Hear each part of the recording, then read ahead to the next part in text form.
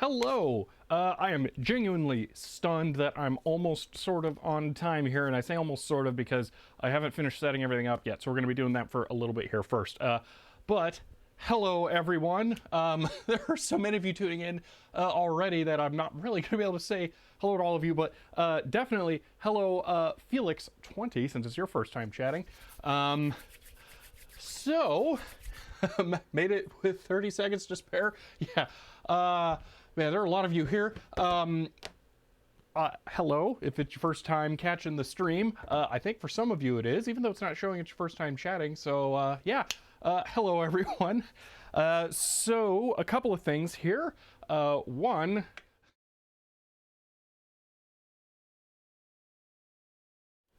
Yeah, we're going to fix that today. Don't worry. One thing here, here's that other GoPro. I left it charging. If you were here for the last stream, I left it charging and turned it on. It thinks it's connected to HDMI right now because it's so dumb. So yeah, this thing just, whatever. The GoPros are honestly horrible. I don't know what their deals are. So yeah, that's a thing. But you want some good news on the GoPro front? The Blackmagic capture card is so good, it can raise the dead. That's the GoPro Hero 6. The one that the HDMI port stopped working on. Somehow. It works, and it's fairly robust. I can go up there and wiggle the HDMI cable. It works. I don't know what's the deal, but we have that now for up there, so that's a much better camera than the horrible Logitech C910 I was using. So yeah. Spyrobot 2000, thank you for the tier 1 sub and for the 3rd month in a row. Yeah, I don't know why it's working all of a sudden, but it is. Additionally here, I'm gonna have to tune this a little bit because it's actually really wide. That's how wide the view is on the GoPro. That's a little much. So we're gonna leave it cropped for now. So yeah, I'm gonna play around with this. You can change the lens type on the GoPro. I think the sensor resolution is way higher than it needs to be, and it just crops the sensor to change the lens. So yeah, capture card has more sensitive HDMI input. Yeah, really. So that's a thing. We have some other stuff though. You know, I was really torn on what today's stream's going to be because we're going to do a bunch of disk imaging most likely if everything goes correctly here, and we're going to use a cryoflux. And today my grease weasel's being delivered, and then I'm going to want to switch to that. But that's a thing here. Let's see, don't know if you saw my comment on your latest video, but have some professional document scanners from a lawyer's office that are yours if you want them. Where are you located? And what kind are they? Are they the kind that have like the glass wedge that goes down in? Because that would be interesting. But yeah, that kind of thing, probably really big and difficult to ship. Yeah, finally got my grease weasel setup fully working last night. Found out HXC can automatically repair bad sectors from the flux images. Ooh, that's sweet. Yeah, Ohio, they're similar to the Epson you have. Interesting. Yeah, can you either email me, DM me on Twitter or Discord or something like that? Let me know. Except beige off-white. Yeah, get in contact with me so I can figure out what they are, whether they'll be the best way to go. So, and I really appreciate the offer there. So, okay. What am I doing here? Grease Weasel, that sounds really awesome. I'm really looking forward to playing around with it. What's funny is I actually got in contact with the guy who has the eBay listing of it by complete accident. So yeah, I might even poke them for a couple of things. Sure. Related to eBay stuff, these came in, my new streaming keyboards. And this is what I need to finish setting up. So these are the most boring keyboards in the world. And that's because anybody who actually uses one of these doesn't want to be where they're being used. These are like the go-to point of sale cash register keyboard. They have a card reader. They have the labeled switch button things and all that jazz. But if you've been around here for a while, you will know I use one of these as my streaming keyboard because I like the custom configurable keys. And Joust76 is not just a guy, it is a very serious collection of Apple, or it's a very serious Apple collector. They have a museum. So yeah, they're a pretty big deal. What kind of card reader? Magnetic, yes. It's a magnetic card reader. I don't think I have a card that I don't care about right now, or else I can show you how it works. Card readers are really simple if you've never used one. You'll find most often that they are either integrated into a keyboard or have a PS2 connector or something like that, because they're literally just a keyboard that types the contents of the card. That's all they are. There is nothing special, no drivers, no weird stuff. It literally just types the contents of the magnetic stripe, which is just a string of characters. So I played around with those for a few years. It's pretty easy to get some of that hardware when you go to thrift stores a whole bunch. So I was looking for one of those keyboards, but they don't seem to be available in the EU. I bet they are. I mean, Cherry is a German company, and I'm actually on, well, let's see if I can bring this up at the moment here. Capture, laptop. No, oh yeah, I'd have to like rebuild my whole stream thing here. Laptop. Why is that not working? Probably because I'm booted to Windows right now. But yeah, there's definitely ones that have like alternative layouts if you have a non-English language that you want to use and stuff like that. So yeah, last time I ever used magnetic cards like 20 years ago. Yeah, it's not tremendously common now. Let me see if I can figure out what's going on. Oh man, I hate Windows, and I am in Windows for a moment here. Oh, that's interesting. It actually says it's outputting video. Why is it not showing up here? It's Carve. Thank you for the subscription. Okay, it's showing up there. Oh, wait, is there something else weird going on? There we go. All right. So yeah, I'm actually on cherry.de right now is the URL because I need to download the drivers for this thing. Well, not drivers, the configuration tool, because the bonus keys, that still doesn't work. Here and there are configurable through software. They're just macro keys. So yeah. Let's see. Windows blasphemy. Yes, absolutely. Here's the thing. The Cherry Tools program, I tried to download it, run it on Linux, and it just crashes. It will not work. So, and it's got to program the keyboard over USB, so it's a kind of weird thing. So we're gonna boot Windows here, configure the keyboard, move on. I should be able to configure the profile once and then write it to both keyboards, because I bought 2 of these because they were just so cheap. Oh my gosh. It was a Goodwill selling them, and they were like 90% of what most other, or 90% off of what most other eBay sellers are selling them for. So, yeah. Yeah, fallback, set it up. Exactly. So, let me figure this out. I gotta flip this over because I need the model number off of here. I'm gonna try and kind of go a little quick here. They had, this is kind of funny, they had their own sticker with a model number on here. It's wrong. That's not the model that it is, so it's this. That may have helped me out, actually. Most people, it seems, don't actually want the trackpad, which I kind of don't blame them, because ew, but I want it because I don't want to have a mouse sitting around on the workbench. I like the idea of a homogeneous single device for everything. So this is a G86 71. Let me come over to here. G86-71 411. Okay. Product not found. I know it's there. You found it a couple of days ago. G8671.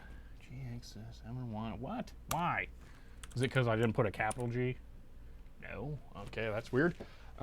See, 00 in the numpad. Oh, I hate the 00. I really don't like it. Let me bring up the, see, 20, want to make, thank you for the 20 bits. Did you figure out a workaround for archiving those weirdly sector disks?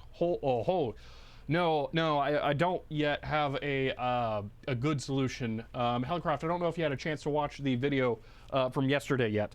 But you were right, and I'm pretty sure that it's an FM track for the lead-in, and then the remaining tracks are MFM for the CPM boot disks, which are gonna be complicated to image.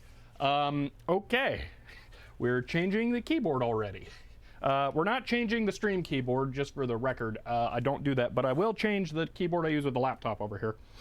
And I have half a mind to change it to the second one of these because I need to plug them in anyway, and that's like a little catch-22 there. But I won't, because that's not in the spirit of it. So I was using a Keychron K8, which, by the way here, it's kind of nice. In one way, these little logos in the bottom right there are Bluetooth insignias, and that's because you can pair this to multiple devices and then switch which device you pair to by using those. All that really means is that it stores multiple MAC addresses and link keys, but it's a really nice feature that it's a shame it has taken this long for these things to be able to support. But oh well, I'm gonna shift it over to Linux so I don't forget later and then think it's extra horrible. Also funny, you can, I believe, still modify the Windows system registry and the Linux Bluetooth config files under etc.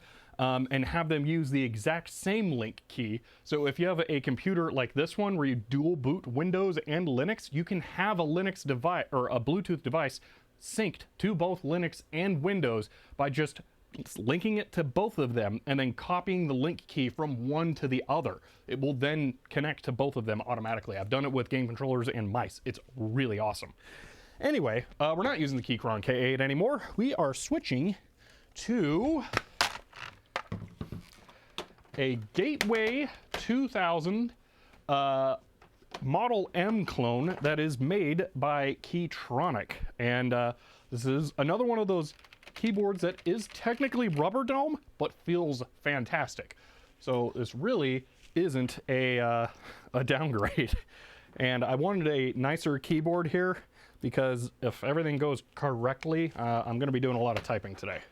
So, I don't have a Windows key, and Windows likes having a Windows key, but it does work. I can do the Control Escape shortcut, and there we are. So, keyboard successfully changed. Now let's continue on with whatever's going on with this thing, because that's a little weird. So let me bring the laptop back. Let's see, catch up here. Yeah, you saw the YouTube video? Okay, cool, good. Because I think it was you that mentioned that that first track was probably FM, and I think you might be right, or something weird like that. I'm not sure. Let's see. When you get a hexadecimal numpad?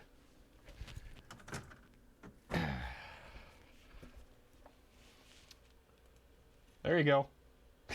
Hex numpad. that is on my serial keyboard that we need to look at someday. I really want to get that working in a stream at some point. The case is all metal. It's insane. But yeah, there you go. Let's see.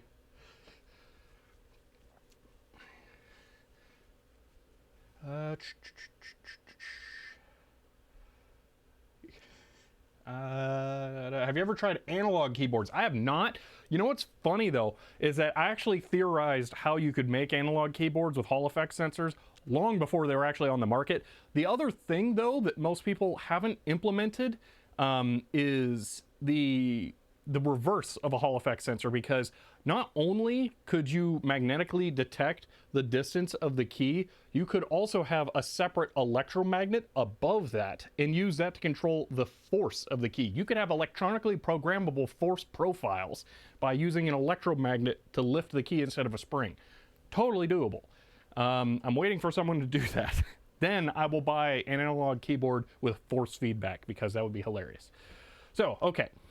Let's see, the old Windows flag stands out to me when I see a keyboard with it. Yeah, it's kind of cool. My small Cherry keyboard here, I'll just turn this off for a moment. This one has the Windows XP key on it, which is kind of cool. And I would say that's more XP rather than like 95, 98. This one has the Windows 10 key on it, and I was a little disappointed by that, but it's also hilarious because it means it's relatively new. There are some that have the horrible, awful bulb Windows Vista key, and I would have liked to get one of those. They would like you to say Pearl, I guess, but I would have preferred to get one of those just because it's so weird. But yeah. So it is kind of fun to see those. But I actually have a couple of computers that have a proper, or keyboards have a proper Windows 95 one, and they always look weird because it's so high resolution. It's too much detail for one of these keyboards. So, all right. Let's see, they did have keyboards in the 70s used Hall effect. I have touched one. They definitely did. It's more like a reed switch than Hall effect, though. That's kind of how that works. I desperately want to get a full reed switch keyboard, and I'm getting closer every day to just giving up and building my own, because I very badly want one. I think that would be amazing. It's my favorite input on calculators. It has this super strange charm to it that is really hard to describe until you use it. But I really want a reed switch keyboard, so I'll probably do that at some point. See, my old keyboard has a Vista key. Yeah, it's weird. I like it and hate it at the same time. I don't know how to explain it, but it's so strange because they had to mold the key to be special just for that, which is cool. But on the other hand, it's also awful. So it's weird. Let's see, indent on the Windows key with the flag being domed in it. Yeah, Devin the Houseman, I think that's how you pronounce it. I'm not sure if I had said hello when you initially joined, but hello, because I don't recognize your name. Yeah, that's a Vista key. That's what I mean. It's supposed to be the Pearl for Windows Vista kind of cast into the keyboard. So let's see. Let's bring back the laptop. See if I can figure out where the drivers are for this thing. How's the copy? I did this before. Why is it not showing up? Let's see. I need a G80. Let's limit the search to G86 for now. So G86. 7X, yeah, there we go. That's what we need. So we need the Cherry tools, not... So this is the thing. They have this like Java integration client thing, but for Linux, but they don't actually have the drivers, the Cherry tools available for Linux. All the way back to Windows XP, but not Linux. So we're going to download this one, which will let us configure the keyboard. And I'm going to go ahead and kind of crop this over so you can see what's going on as I'm working here. Oh, I'm doing all the wrong things. One moment. Oh, that's doing extra weird stuff. All right, that's annoying. Okay. Wesley, yes, we will be doing more archiving. I just have to get these Cherry keyboards configured because I want to switch to those so I can eliminate a bunch of stuff on my desk. And then we actually have to fix one of the floppy drives, the really dirty floppy drive. When we opened up the drive and saw that the air was being pulled through one of them and it was disgusting. Turns out I should have been wiping off the rails before I moved it because the head did jam on the carriage when I went to go record the video, which was a little frustrating because it was like I spent all that time getting both drives working, and then the instant I tried to use it in a video, it just it wouldn't move anymore. Yeah, that was really frustrating. So we're gonna clean the rails on that one. It'll work fine after that. But yeah, that was just that was so funny in how frustrating it was. Oh man, I was not expecting that to happen, but yeah, it did, just to mess with me. So yeah, I'm 20 minutes late and tune into Windows. Yeah, it's weird, isn't it? I'm configuring these Cherry keyboards I got, and I have to use Windows because the drivers don't work on Linux and even through Wine. So I need to do this real quick. Like, you gotta restart your computer? I don't think so. We're not gonna restart. All right, Cherry. I should plug this keyboard in. Why is it doing a Windows search? A driver cannot load for this device. That's strange. Also, I love how this is why Windows is so awful. Seriously, how do they mess this up? All right, let's zoom into here and see this. This is why Windows is so bad. This is a native Windows dialog, all right? This is like actual GDI, okay? And it is raster scaling it, not just re-rendering it at a higher resolution. It looks awful. Come on, Microsoft. You should be able to scale your own UI toolkit correctly in a Windows dialog. It's a filter driver, and Windows don't allow keyboard drivers to change while running. Oh, okay. Yeah. They still have Windows 98 Windows and Windows 11. That's the thing, though. You could scale the DPI in Windows 98, too. It's always been an option in the 32-bit Windows. Okay, I guess I do have to restart. Let's go ahead and do that. Oh, cool. Update and restart. It'll only be 2 minutes. Awesome. See, didn't they fire all the quality control staff? Probably. I mean, I assume that's about the only explanation I can think of. All right, well, while Windows is over there twiddling its thumbs, I guess we'll bring the disk drive up here and start cracking it open so we can clean the rails. I may have to switch to this keyboard for a little bit just to get this working, because I won't have all the space in the world here for a moment. See, hold shift to restart without updates. I know that you can do that. I just don't know if I want to do that while I'm trying to also mess with drivers and such. See. All right. Just notice the trackpad. Yes. Yeah, that's half of the reason I want one of these. Oh, man.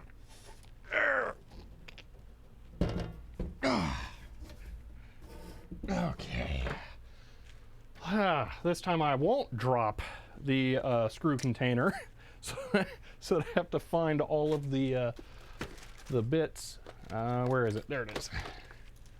Okay. Text message, does your laptop dual boot? Yes, it does.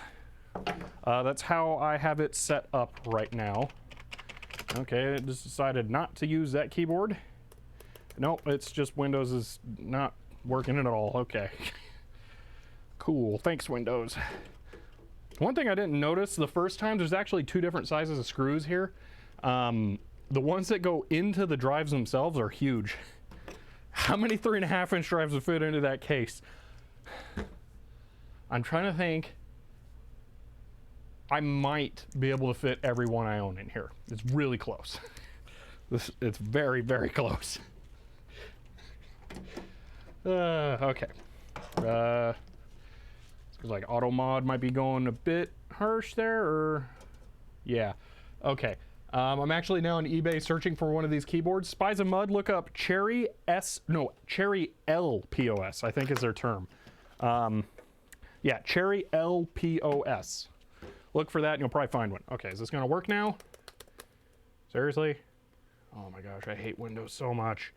Oh, this is extra fun. I accidentally clicked one of the little blurb things on here, and then it brought up the pin type in thing, and I bet I can't press escape, I can't go back. I bet as soon as I type in the pin, it's gonna launch a web search for Bing and their stupid thing. And I can't bypass. Actually, it's just locked up. It won't. Oh, now it's gonna work. No, it won't work at all. I can't type in any numbers. I hate Windows. Unplugging all the external keyboards. No, it's done. Seriously. Control Alt Delete.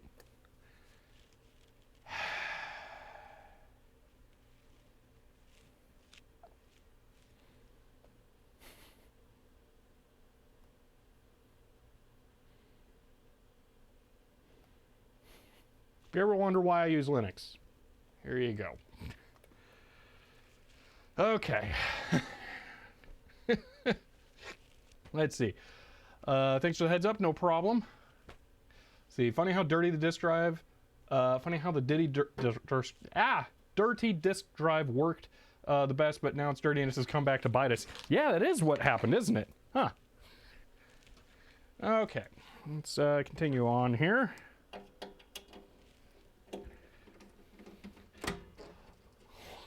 Hold force power shutdown. Yeah, that is seems to be the way that I typically have to use Windows. So you put in the install disk, replace the files with command prompt. Yeah, it's still not working. What? The Cherry drivers might have actually killed all the Windows keyboard drivers. Are you kidding me? That is hilarious and so bad.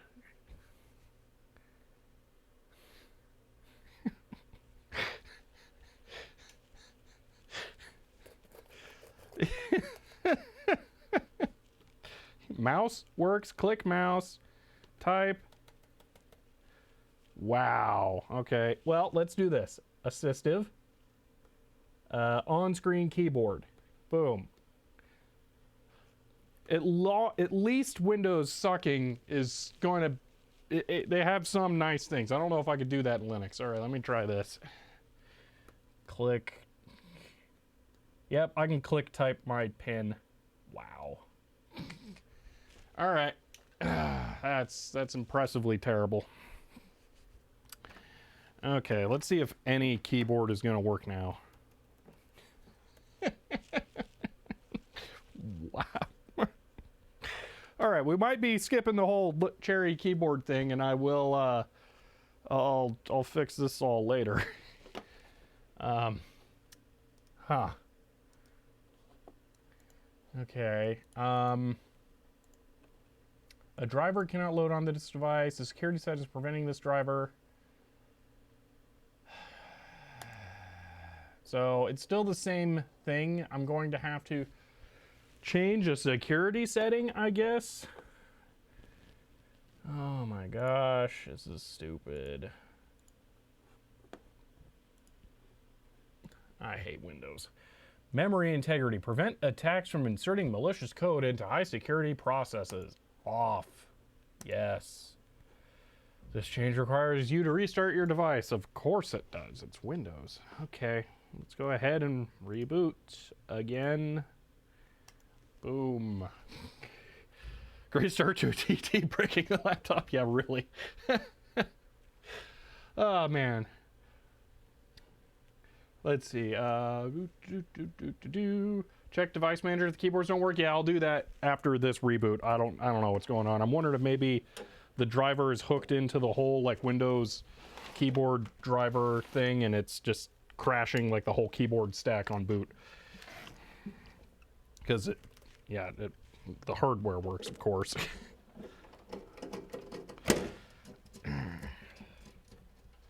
Driver not Windows 11 compatible. It is not listed as Windows 11 compatible, but it was my understanding. Okay, keyboard works. It does work. I can type a bunch of stuff. Yep.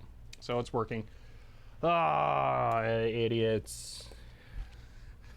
All right. So there's that. Man, there's a lot of stuff that pops up. Reboot.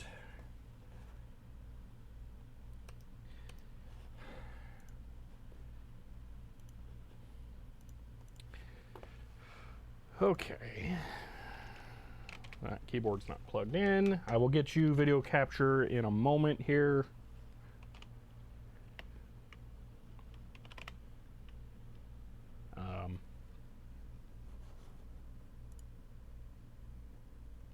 I'm not sure that the Cherry Tools program actually installed.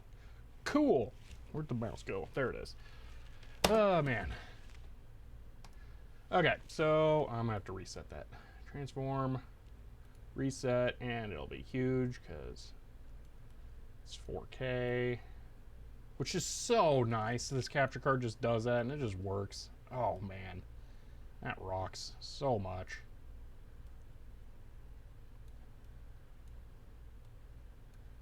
Okay, so there's that. Let's go ahead and go to capture focused. I'm just gonna do the whole desktop for right now. Let's see. Oh, Wesley, thank you for the gifted sub. Yeah, new security stuff that no one asked for, no one needed. All right, so here's a fun thing. I can go into here, I can search Cherry and get nothing. It finds the zip file, but it doesn't find any programs. So yeah, Cherry Tools. Okay, did it do something dumb like add it to control panel? Can you still get to control panel? What is this? I don't have 365. Weird. Cherry. I've done this before, and it's, ooh, the touchpad works, that's right. Ooh, that's cool, I like that. I've done this before. It should just have a program. Did I maybe not install it? Yeah, local disk, programs 86, Cherry, designer. You know what, we're just going with that. There it is. Probably shouldn't be opening this while the thing is running in the background. Okay, modify active configuration for a keyboard. Oop, don't touch. Reading the configuration of the keyboard may last 2 minutes? Seriously? I don't think so. Yeah. Maybe if your computer sucks. Okay, perfect. Oh, that's so tiny. Yay. It's even being scaled already. Seriously? Wow. Okay. Well, I will do this. Man, what is this designed for? 640 by 480? Okay, let's do this.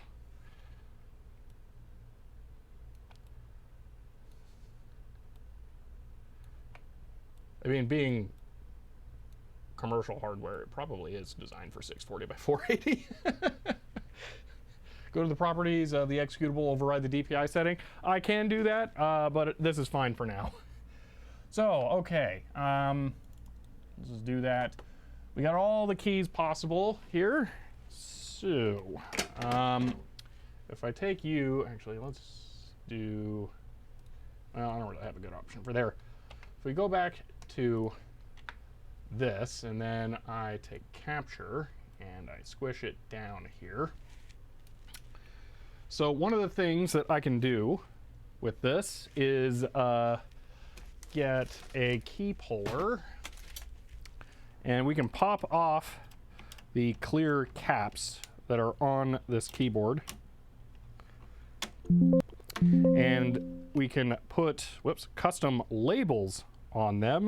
They call it re-legendable keys, which is cool. Visual Basic program, maybe. Need your glasses on to see that? Yeah. So on my existing keyboard here, I have keys that are color coded. These are just printed out from my label maker. And I just color coded them for the primary camera, A cam, C cam, D cam. Then the secondary camera, A cam, B cam's an Nikon, C cam, D cam. The D cam's messed up, it looks like. So I'm just gonna kinda, I might actually just move these straight over to here. I forget what these are configured as, so, let's see. I am happy my dumb all chatters must have stars has inspired others. I guess. I think I see at least one person who doesn't have it. Not that I'm trying to encourage that. I'm actually really... You guys are already amazing. I shouldn't be doing that. Let's see. So, I think... You know what? Let's just unplug this keyboard. It'll make it difficult for me to change settings, but I think we've got everything that we need for right now. Because I want to be able to read what the configuration is on this so I can match my hotkeys to it. Or... Yeah, if I don't do that, it's going to be a real pain while I'm live here to reconfigure it. So let's do this. Can it read multiple keyboards at once? Let's find out. Is a magnetic card reader able to write or only read? I bet it can only read. That would be a little scary if the cashier at McDonald's could overwrite your credit card. Okay, files, options... Update device list updated. How's that work?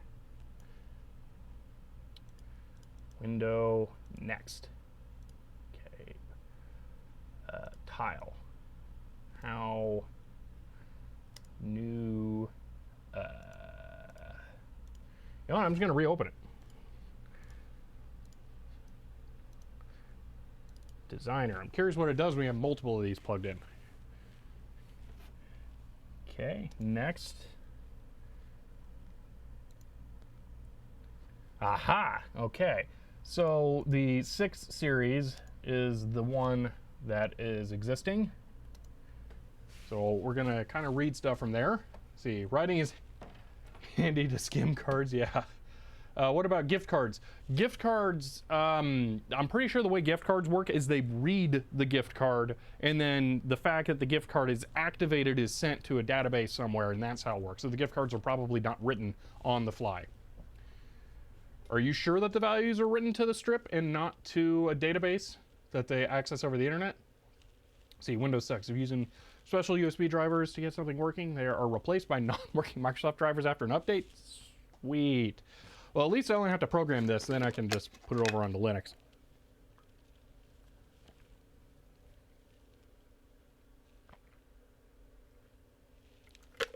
Yeah, Jay and Potts is, that's about what I was thinking they do. Okay, so, what do we have? We have a key macro, Alt, and numpad. Okay, so I bet I have alt numpad for all of them going along. And is that what it is all the way across? See, once we get to 10, it'll probably be alt numpad 0. No, plus. Do I not have a 0 configured? Or is that one? That one's probably 0. No, that one's 1. Okay, that's weird. Wait, the numpad is reconfigurable on this keyboard? Whoa, that's weird. I did not realize that. Technically, the small one, I think, has more programmable keys then. Huh. See, can't believe the keyboard is the same width as the floppy drive. Yeah, it is exactly the same width. You know, it's very likely that rack mount 19-inch is standard for cash register stuff, so that's probably intentional. I bet it is. And I bet this keyboard is not same width. No, it's slightly wider. Yeah, I bet that's completely 100% intentional.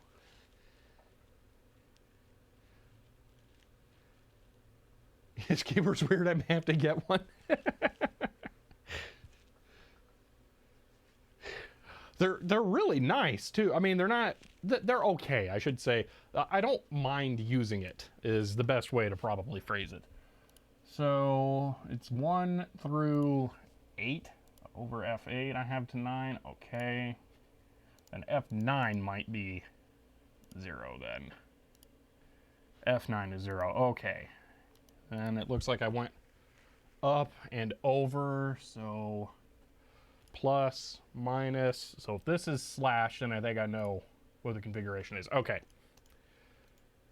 Because the way this works is these keys are all just macros that you program, which makes it super easy. It stays in the firmware, and then I don't have to have like custom weird drivers loaded for Linux, which is ideal. So that's how we will be rolling. Activate, modified, no. New. Cancel, open, cancel, edit. Aha, there we go. Okay, so we're gonna go with this one. Yeah, do your thing. Okay, as I go along, I'm gonna move my legends over. I'm also gonna, oh no, that sucks. I regret getting a card reader one. Well, I guess it doesn't really matter. Up here I have a piece of blue tape and I've actually labeled what the different sections are. And I won't, there's no space for that because this card reader thing is like right there. They're color segmented, so that'll be fine, I guess. Oh well. These are not super easy to, get off. Oh man, where'd that go? Uh-oh, it went quite a ways away. Wow, it got really far. There it is. They should be interchangeable, so I'm not concerned about losing them. Okay, this key macro next, and I think I can just do Alt, boom, perfect. Okay. And I can yoink the label and move it over. Oh, this is going to take a long time, isn't it? I shouldn't have done this on stream. Well, I'm into it now. Crackling. Is the audio working? Looks like I can't tell. Audio is working. Okay. See, audio glitches, spinning wheel a bit. Audio glitching? Did you pulse the... Did pulse audio die? I don't know. Is it not working well right now? How does it sound at the moment? I don't have any dropped frames. The connection looks good. Yeah, stream is breaking up. Why? How? What? How is it breaking up? Okay.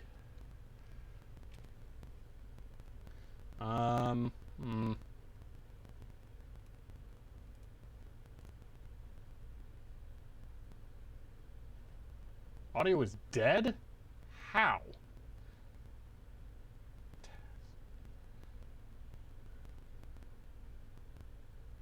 Huh.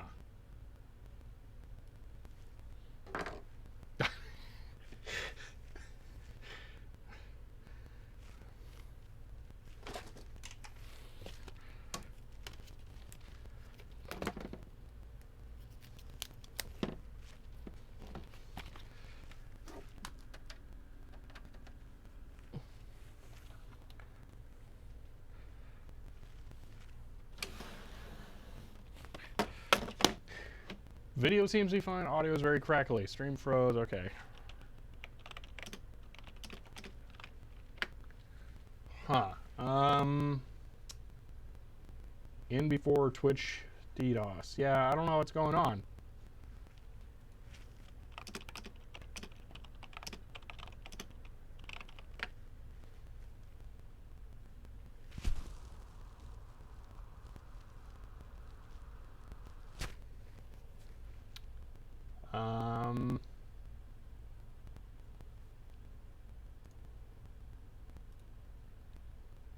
Okay, can you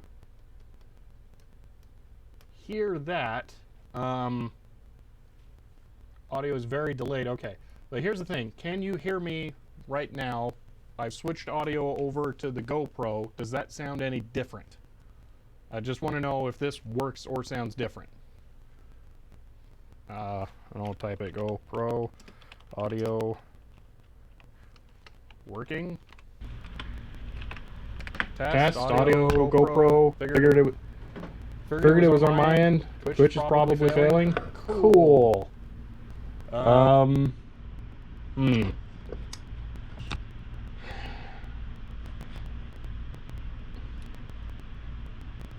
No change. Sounds the same. All right.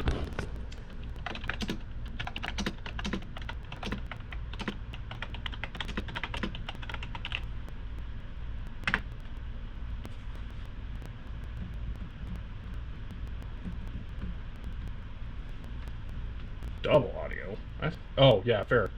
There. Yeah, since both sound the same, something's not right.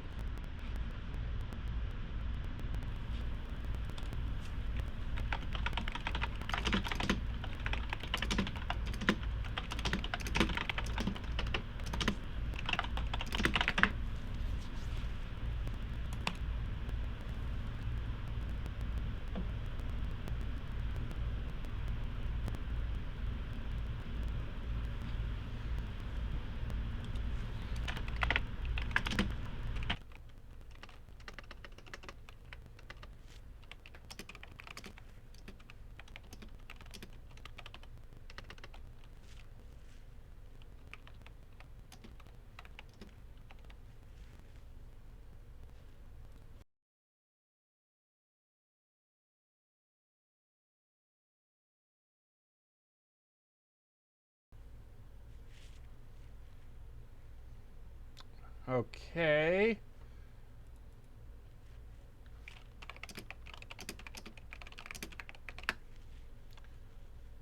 Let me know when you can hear it again. I'm going to talk for a little bit and give you some audio to test. Let me know how the audio sounds here, because I don't know on my end. Can't hear. Okay. Looks good? All right. Good. Okay. I don't know. On my end, it seemed like the stream was stuttering a little bit, so I disabled some of the camera sources. I don't know what's going on. It's a little weird. I wonder if the bit rate could be much higher on the Blackmagic capture card, and having more active sources was a problem. So we will explore that as we go along. You know what I realized? There was some other stuff I was supposed to do at the beginning of the stream. Because there's a bunch of mail sitting right there, and I forgot I was supposed to open that.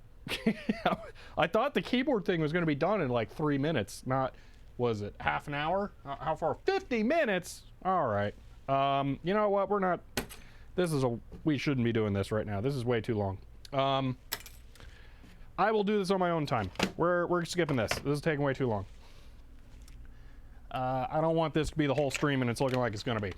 So we're going to move on to other stuff, because as cool as this is, yeah, it's going to take forever. So, I wasn't expecting that. Keyboard went on a tangent. Yeah, that took, with Windows being a pain and all the other stuff, that ended up taking a lot longer than I realized. So let's just skip that, because as cool as it is, I don't want that to be the whole stream. Okay. Hide the laptop for now. We'll bring it back when we switch over. So your two ninjas as the stream is dying. That's great, by the way. I'm guessing it wasn't on purpose that Saturday streams are no longer on this. No, it wasn't on purpose. Twitch is really annoying about how schedules are managed with repeating stream things. You cannot delete one instance of a repeated stream schedule. You can only just delete all of them, or you can add one single one. It's just frustrating. Anyway, Green Source, thank you for the tier 1 sub and for the 3rd month in a row. So yeah, okay. Who redeemed changing keyboards anyway? No, it wasn't that. Yeah, it was removed this from the schedule because last week, man, was it just last week? Man, time is flying. Yeah, it was removed because I couldn't do a Saturday stream last week, I guess. So I need to do some mail stuff really quick, because there is viewer mail related to potentially fixing what just happened, and that will be beneficial. Man, we lost 20 viewers, it looks like, during all of that. So, first up, this package, which comes from Ben here, is the water tubing for the water-cooled parts for building the new stream PC. So that's going to be awesome. So there's that. And then there is another part for the stream PC. There's a sticker somewhere I need to not show. Okay, it's right there and right there. Okay.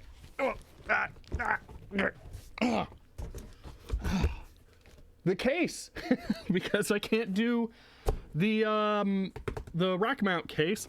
This is an Enthoo Pro, and this is what I built my main desktop in, and I really like this case. This works well. It's extremely wide, which is going to be good for the really tall water cooling hardware on the graphics card, and it's just a nice case. It's honestly, seriously, it's the best dollar per value case that you can get right now. I highly recommend it. It is fantastic. So a huge thank you to the person who picked that up. I don't know because they can't put a gift receipt in it since it was shipped in the box that it's in. So yeah, I don't know, but thank you to Ben for the water cooling hose. That is going to be, excuse me, really helpful. So let's see. Oh yeah, there are actually not that many things left on the wish list now. We're getting really close to being able to build the water cooling, the new stream PC. So I'm looking forward to that. Let's get back. I do have some really generous viewers, Hans. I'm extremely appreciative. Did you get the scanner power supply yet? Wesley? Yes, I did. This was the other mail. I was going to get to this when we got to that, but actually, yes, Wesley there sent me this. I appreciate it. This is a new 24-volt power supply, which hilariously comes with one of the adapters that I hacked up to put into the printer or scanner. But this is a 24-volt, 5.5 millimeter power supply that will work with the scanner. So, oh yeah, it's no problem, Wesley. Absolutely not. So we now have everything we need to. Oh, the keyboard not working now? That's a problem. Anyway, there we are. The scanner doesn't need to be powered with the HP programmable power supply now, which is awesome. So that will be super handy. All right, Felix, I appreciate that. So I'm a cat. Thank you for the 100 bits. Were there the bits on the wish list? There were fittings. Those are kind of like bits, but no, I don't think there were bits on there, but thank you. Okay, so let's continue on with this because I want to clean that bad floppy drive, and I would actually like to get some scanning done today. So I really want to get some more progress made here. I'm just going to have to take the keyboards home and get them programmed there, because that will make a lot more sense. Since it's apparently going to take forever because the software is a pain and computer is, well, Windows is dumb. So your stream is starting to break up again? Is it? Seriously? No way. Is audio going rogue? Is it bad? Oh no, I really hope not. Audio's still in sync. It's good. Okay. Oh man, looks good, sounds good. All right. Oh man, that was gonna be a problem that quickly. I was gonna be really frustrated. There are only 2 other potential options for internet here. Well, actually, that's not true. There's 2.5. I'm continuing to wait. I still have the horrible 5G modem for the office. I'm gonna wait a little while longer here and then go swap it out for the new one that T-Mobile has that hopefully doesn't overheat and might connect better. I don't know, we'll see. But I could also switch to Verizon potentially. I don't like Verizon. I don't really like T-Mobile either. They both are anti-consumer, anti-competitive in my opinion. But the problem is all of the internet service providers are. I don't know of a single one who doesn't have issues. So yeah, it's either them or Cox Cable. Cox Cable would be the best all around as far as functionality, but the most expensive by like 5 times. So John Boy, thank you for the tier 1 sub and for the 2nd month in a row. Here's another sub to help you out. I appreciate it. So issue on user and is a possibility. Yeah. So See, I think if you just yank the network cable, the stream will stay online on Twitch's side, and then you can stop OBS and reconnect, start it. That's kind of what I tried to do when I switched from the laptop to the stream computer, and it didn't work, so I don't know. So I got my fiber converter replaced because they didn't have a new power supply for the old one. It's just, okay, they replaced a multi-$100 piece of equipment because they didn't have a $5 one. That makes sense. Yeah, I don't think dial-up is the answer.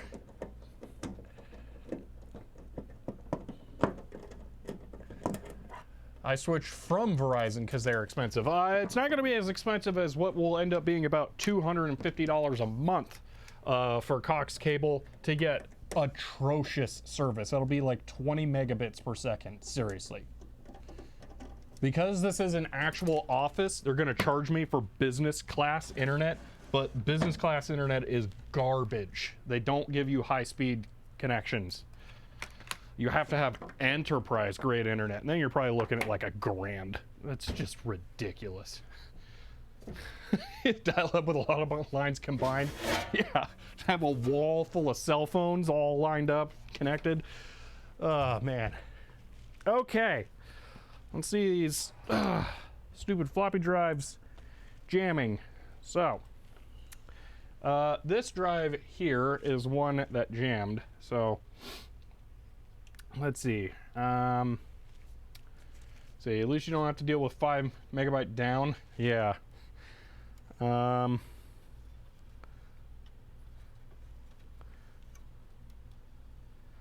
There's a lot of resistance there.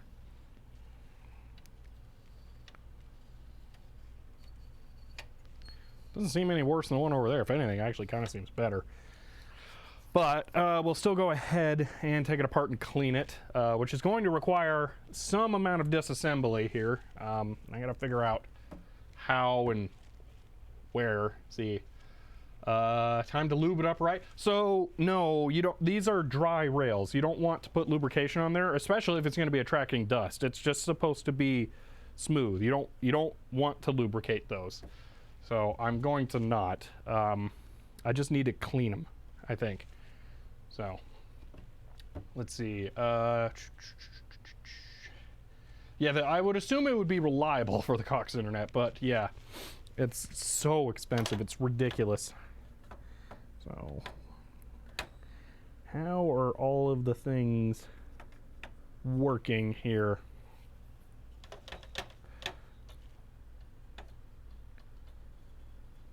What is that? Oh, that puts the head down. Oh, okay. Interesting. So this must be a solenoid or something.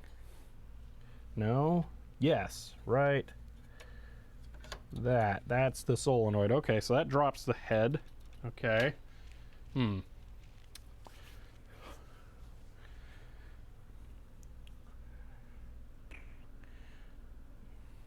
Okay, so I'm thinking if I undo these 2 screws right there, and then maybe the 2 right there, and then the top will lift off and slide out, because I don't think it's attached to anything else anywhere. So I think that'll work. I don't know what the deal is with this. Oh, I think that's just the spring to push it back up. No, it has another one. I have no idea.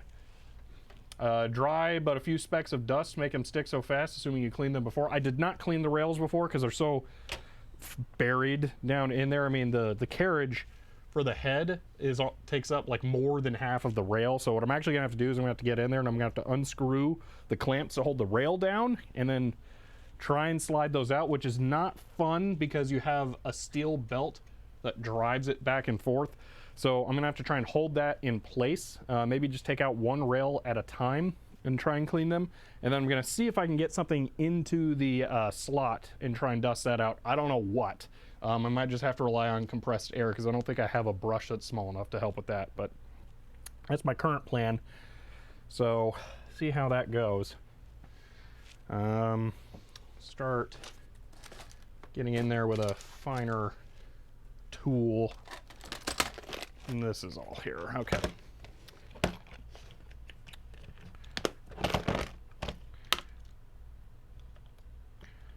basically my largest bit from this kit.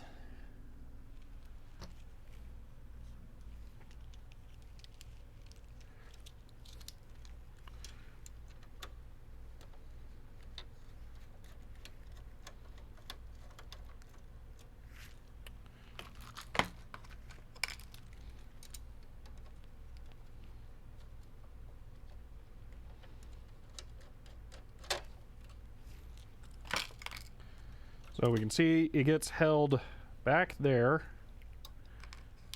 but I can push it to the side. The screws back in the back are actually slightly loose already. You can, if I turn this on, that'll help. You can just barely see that it slides under the screws. That's weird. That works for now. We'll pull these out. This is basically the exact same construction for 5 1/4 inch drives. It's very familiar. Those screws are different. I'm going to keep them separated. Oh, there are lock washers in there. Okay, that's concerning. I don't know why those are left over.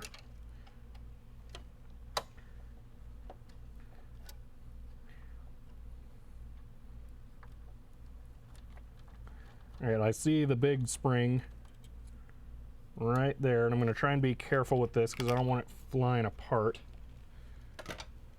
So I'm going to let this lift up. I'm going to go to the side so I don't break that.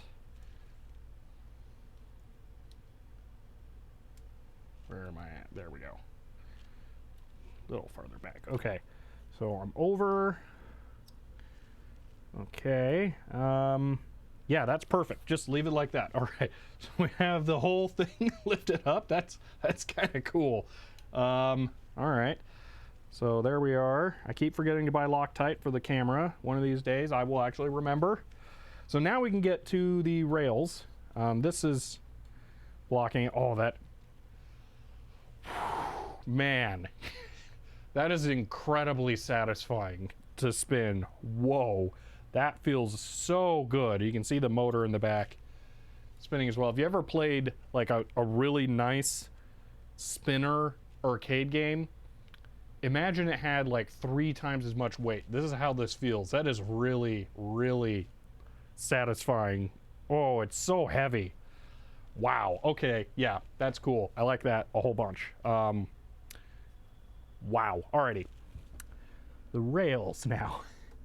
I could potentially pull one out through the back. So I think I'm going to try that. I'm going to just loosen the front slightly. And then this one a little more. Let's see if I can get, yeah, that. Or we'll let it rotate. I did not want to do that. Oh, you know what? That'll make this a lot easier. Let's do it that way.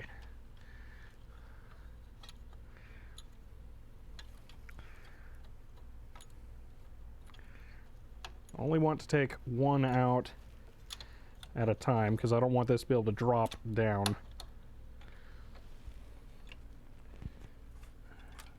You know what? I should have done this the other way. Because I can angle this slightly up and then lift them over the hub, I think.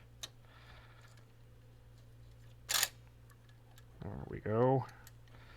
So pull them both back slightly. Get this further back to the side of the hub. There we are. All right.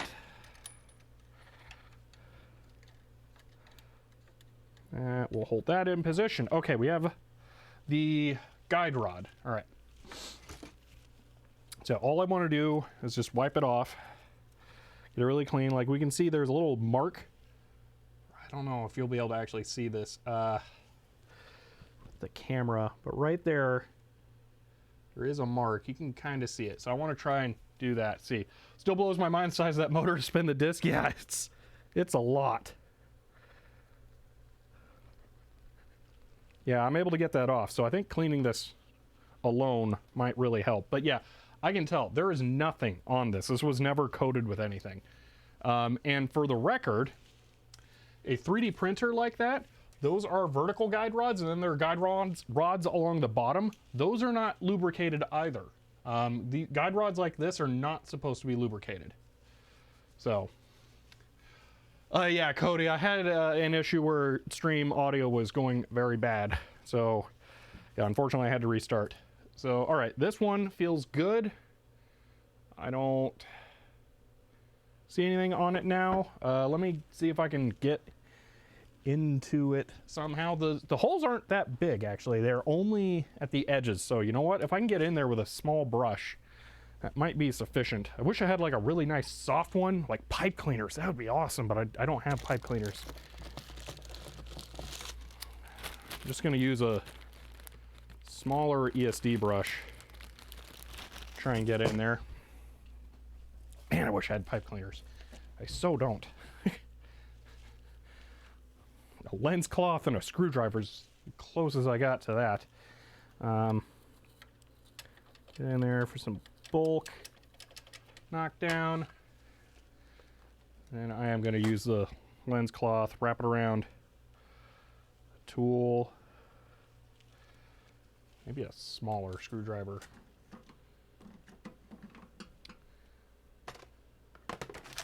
What is a good way of getting this in there? I'll try this. Will this fit? Only just. Wow, okay. Maybe that's not the best fit. This feels like I'm gonna cut the thing, but we'll just deal with it.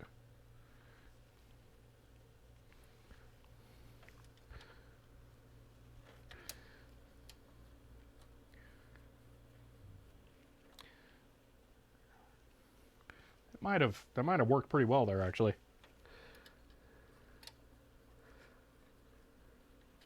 All right, let's do the back.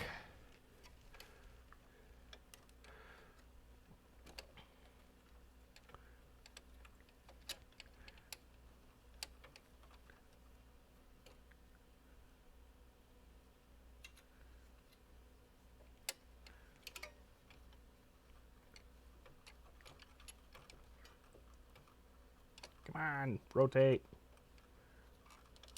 There we go. Excellent. All right, that one should be clean now.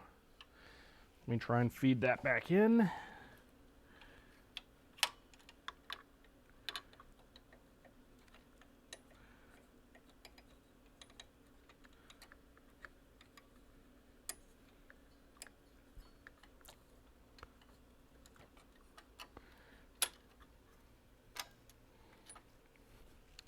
And we'll pull this one out now.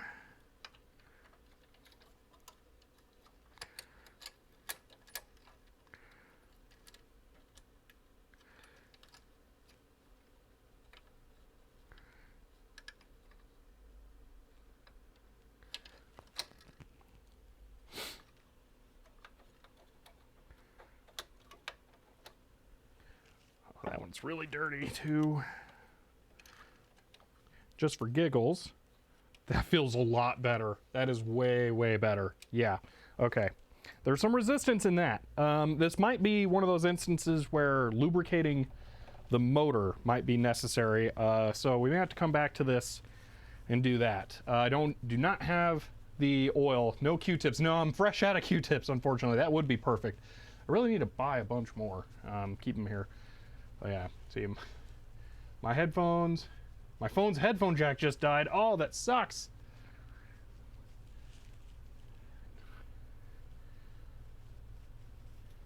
See, what software is doing the face tracking? If you do !face in the chat, it will tell you.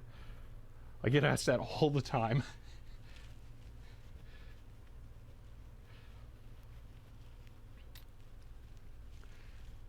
All right. That is looking a lot better.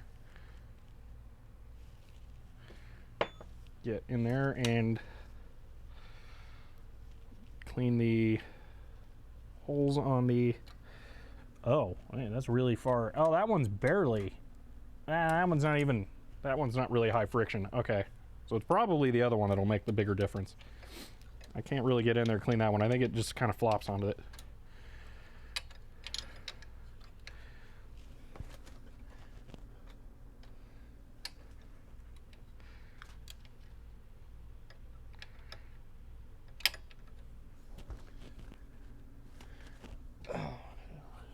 being a slight pain here.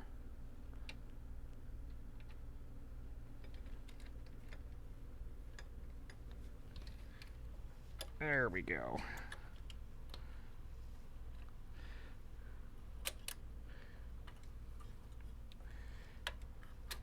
And that is gonna be it there. I'll loosen this one so I can, yeah, hold them down, get them spaced out a little better.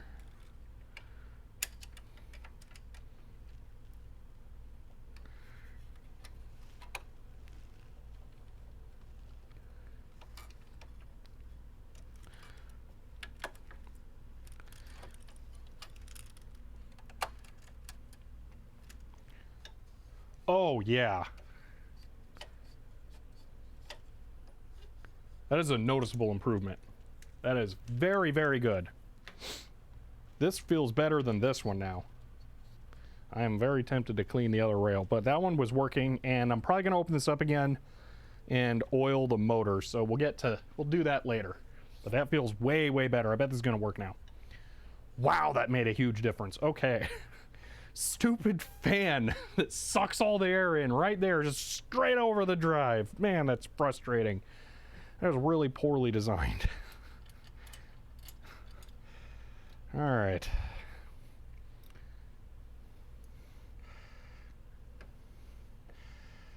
You know, it looks like this cable's not going in correctly. Seems like it's meant to go through this hole, but it's not. Huh. Oh well. Let's get it put back together.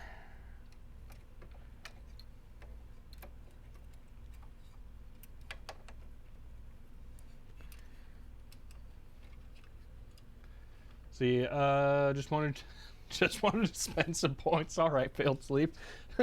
Might help to clean the metal belt. There is a lot of dust on there, but I don't think it can get in anywhere. Although now that I look at it, this actually has like a pad that cleans the belt on it. That's a little weird. I can potentially do this. Wipe it off as it goes back and forth. I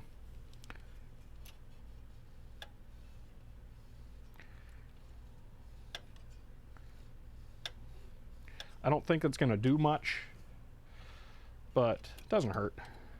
It's not a bad thing to point out. Okay. I'm going to need to put some force on this as I put it back. Oh, misaligned that a bit. Okay.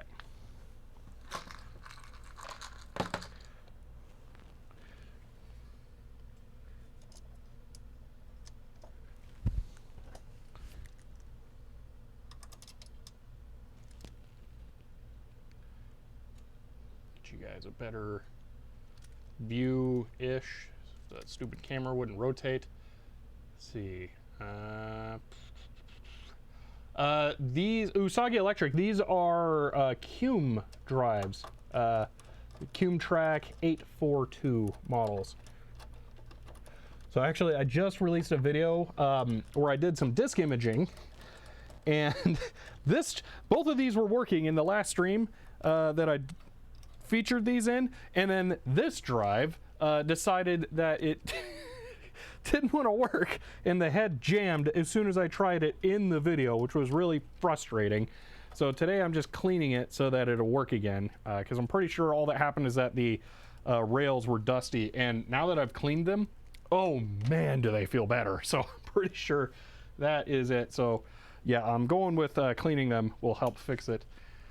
I'm also going with, I really, really badly need to get some Loctite for this camera, because it drives me crazy. And then somehow I always lose the pliers that are probably right here. Yep. Yeah. I'm gonna get this tightened again for like the 35th time. Actually, is that the right way? I don't think it is. Yeah, like that. Okay.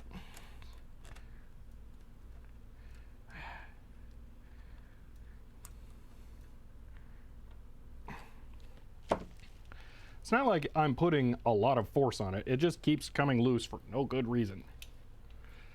There we are. Now you can see towards the back where you really need to be able to see. Now I'm gonna get the screws tightened up in the front here.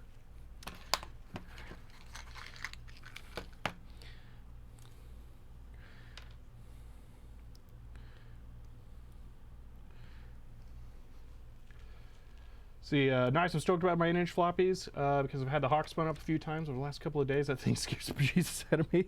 That's your hard drive, right? Yeah, I haven't tried firing up any of those yet. Turns out I have, with this, a couple of Fujitsu drives that are just phenomenally gorgeous. Way, way prettier than they have any right to be. But for the data general stuff, that is going to be terrifying too. I'm not looking forward to that. Why is this not reach now? Oh, because that has to pull back. Ah.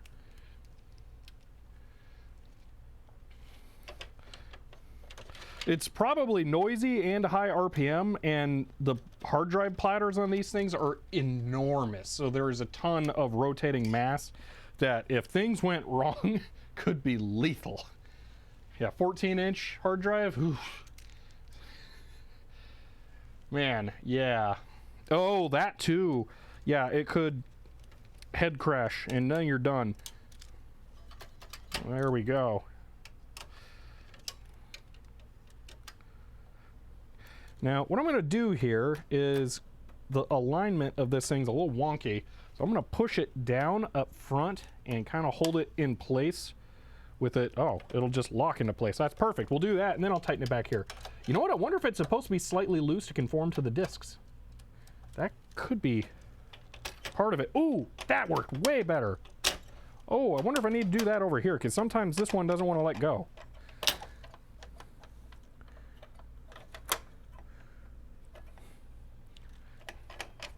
Yeah. Ooh, also I can see the cable routing is different. This drive has been worked on. The cable going to the index sensor there is not fed the same way as it is on this one. They are going through different places. So this has been worked on. Ooh, that's an interesting tidbit there. But yeah, that one ejects immediately. This one does not eject correctly. Could also just be that it's sticking more on that one.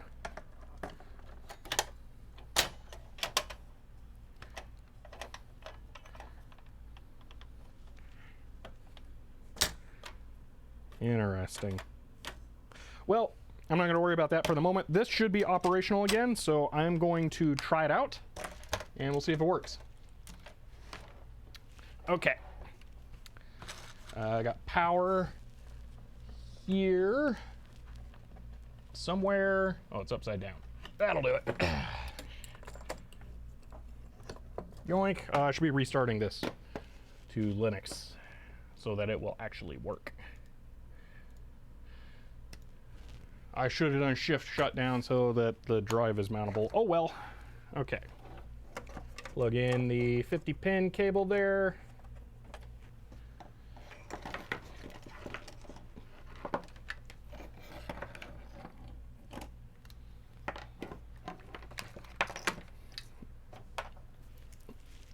See, the backup stream is starting. Yeah, only an hour and a half later, we're getting into doing the thing I said I was going to do. Right on time. Okay. And then for this, we're just testing the drive. Then I got to put the case back on because I was going to put the scanner like on top of the whole thing. Just to have desk space. Oh, man. All right.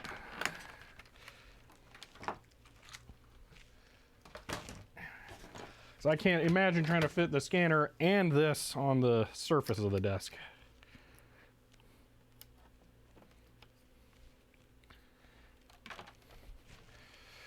All right. Ooh, look at that pretty floppy drive mechanism while I type in my password over here. Let's see. Finish still pretty solid. We're confident that's actually working perfectly. Control card having issues. Wow. Okay.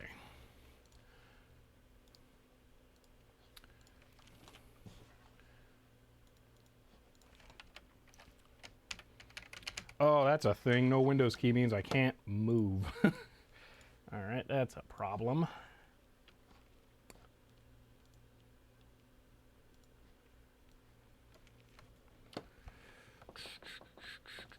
I'm getting the CryoFlux software up here.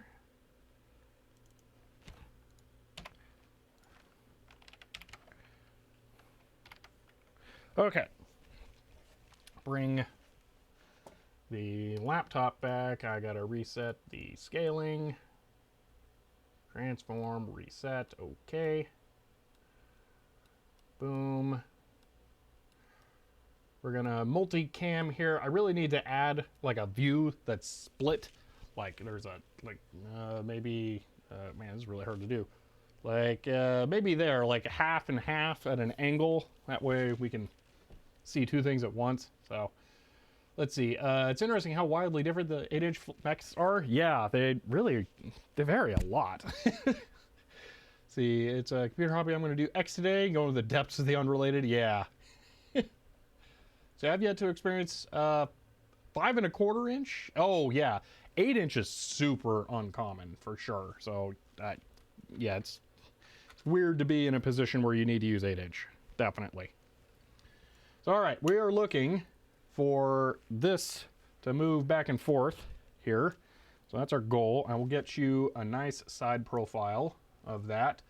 The first thing it should do is home when I try and seek it or calibrate it. So let's go ahead and where's the thing? What? DTC. That's right. Oh, that's my fault. CD img. Okay. So we're gonna calibrate drive zero, oh, wait, we gotta turn all the stuff on and plug it in and all that stuff. Okay. Plugged in, check, turned on. Why did it not do things? Oh, because I didn't plug it into power. Duh. There we go. Let's see. We're working on building something up to get the low-level flux recording of the entire Finch. Is that for a hard drive you're trying to do? Oh, that'll be cool. Oh, that's going to be so cool. All right, let's calibrate. And go. Should home. That was a fail. Why didn't it home?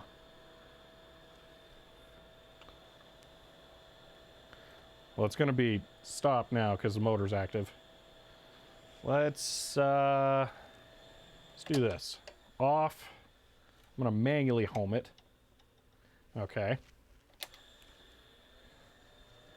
Drive, calibrate, yes. Okay. Drive 1, calibrate. Oh, yeah, hold on. Okay, the whole thing doesn't want to play nice now, so let me off,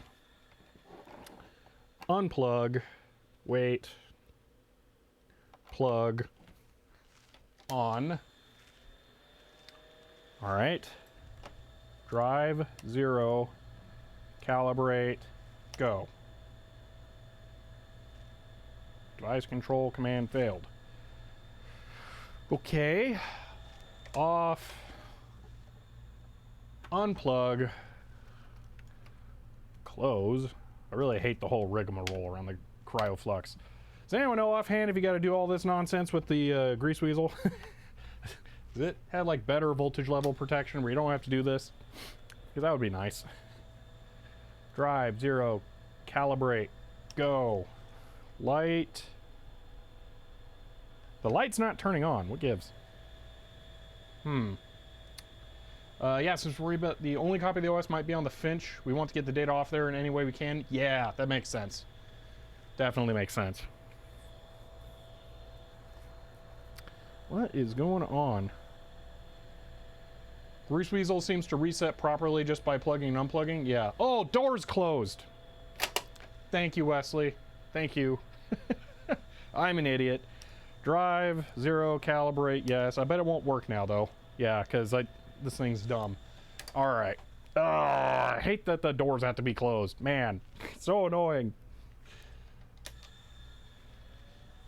All right. Drive, 0, calibrate, go.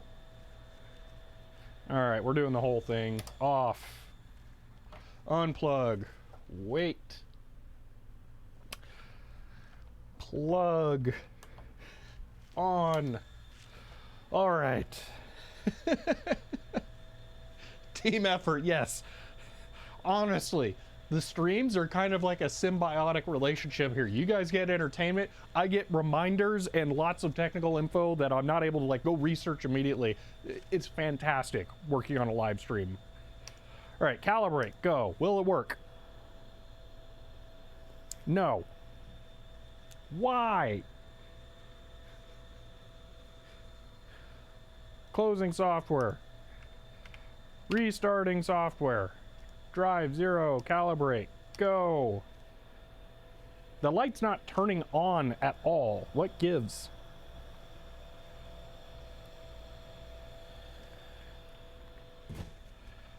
Drive, 1, calibrate, go.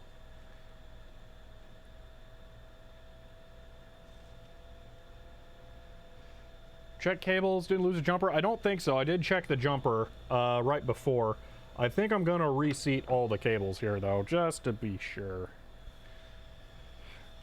Yeah, I'm gonna do a full everything. Off, close, unplug. I'm just gonna replug all the floppy cables here. Just to be completely sure.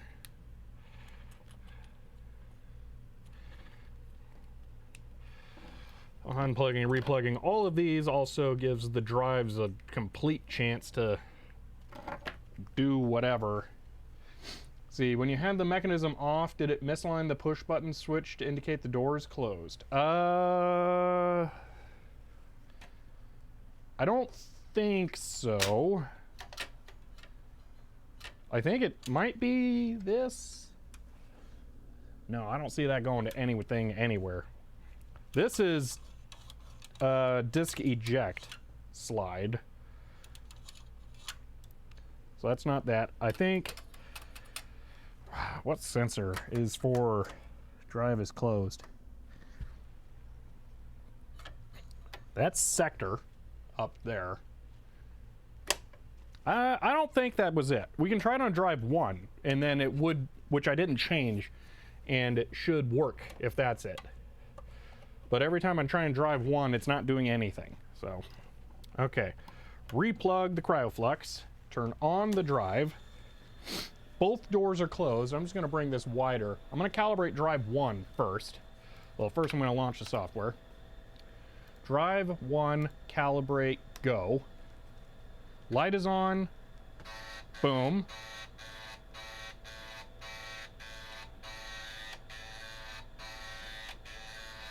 All right, drive 0, calibrate, go, light, light.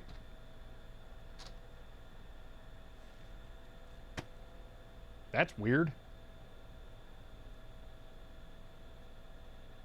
Just fidgets a little and then stops. What? Could not communicate with floppy drive. Drive 0, calibrate, yes. Device does not support reset command. Okay, this is weird. It can't be misaligned. We're not doing anything with the heads. This has nothing to do with the heads at all. Okay, what do we have going on here?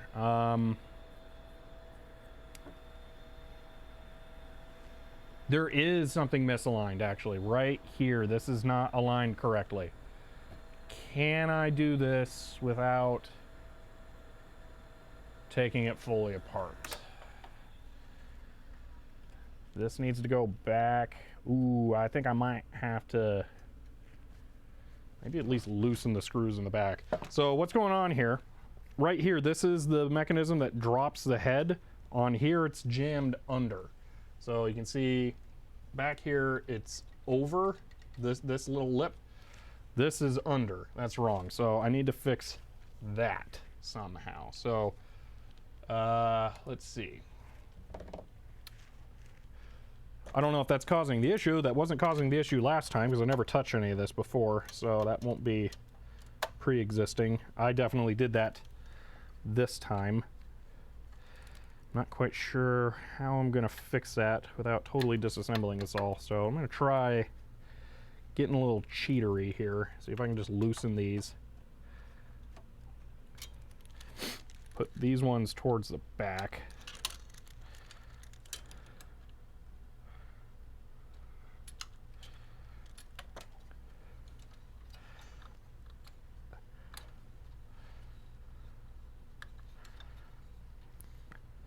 Go forward. There we go. Pull that forward.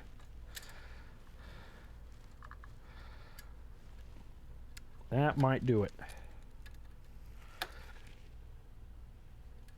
See how the mechanism also looks like it hits the toggle switch in the back corner? If you're talking about, oh, maybe back here, that would be track 0. This is not a toggle switch. This is a mechanism that has the disc eject spring. So here, I can just, well, I don't have a disc handy, but this gets pushed back when there's a disc in there, and then I think that is meant to release the disc. So this gets pushed into the back, it gets held, this goes down, and then when it comes back up, that releases that somehow. Well, maybe when there is a disc in there, it pushes it. I don't know. Yeah, probably something like that. That's the spring eject for the disc. So, unless it's not what you're talking about. Okay. Rails are held in the back. Rails are held up front. Head moves freely.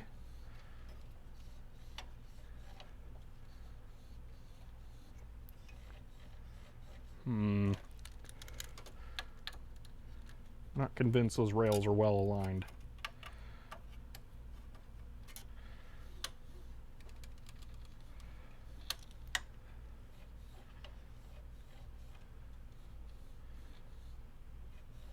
Yeah, there might be a grease issue going on in that motor. I feel like that one takes more pressure.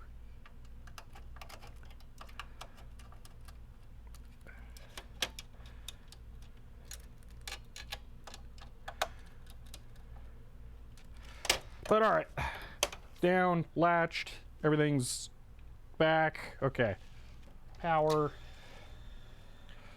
Blow my nose for a moment. Oh, man. And drive 1, calibrate just to test, because that's good drive and configuration. No lights. Okay, I need to do the whole reset. Okay. The one on the opposite side with all the black plastic surrounding it. This area. So I think this is a solenoid that puts the head down. So it's hard to see down in there, but I think there's a coil going around this. So this gets pulled down and that pushes the head down onto the disc. So that's a head retract so that the head isn't touching it all the time. So yeah. I believe that's what that is. It's not a sensor. Somewhere in the back, it looks like it's going to be so hard to see, or maybe super easy to see with the camera. This black thing right there, see if I can get a piece of paper into there at all, I believe is the track 0 sensor. So yeah, right there. Like that. That goes in between right there. That's the track 0 sensor, and I don't see how it's possible for that to not hit that. It's definitely going in there. So, oh, that's a thing. The head cable is hitting one of the pieces of spring. How on earth do I fix that? Because the spring legs poke out and the head cable is touching it, like it can't go all the way back. Oh, those go under. Oh man, there are multiple issues here. Okay. That's gonna be complicated. Okay, we gotta remove the whole thing. So okay, here the springs for the whole upper mechanism are going. Maybe if I turn this off. Nope. Maybe if I just get a better angle on it. Yep, I misaligned something else.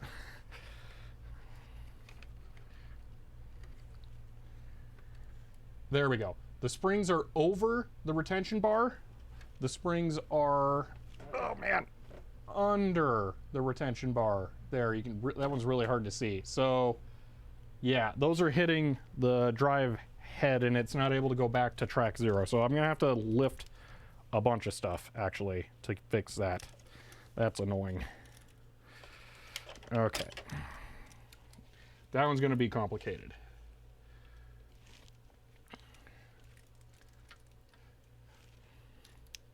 Well, I don't know that's the only problem, but that's definitely a problem. It's not gonna like being like that. So let me just get the camera right there for you and settle in, because this one's, I'm gonna have to redo the whole thing here.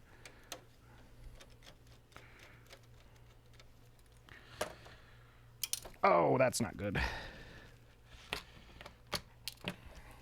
Right there. That's all the bits. Perfect. That's gonna pop up a little.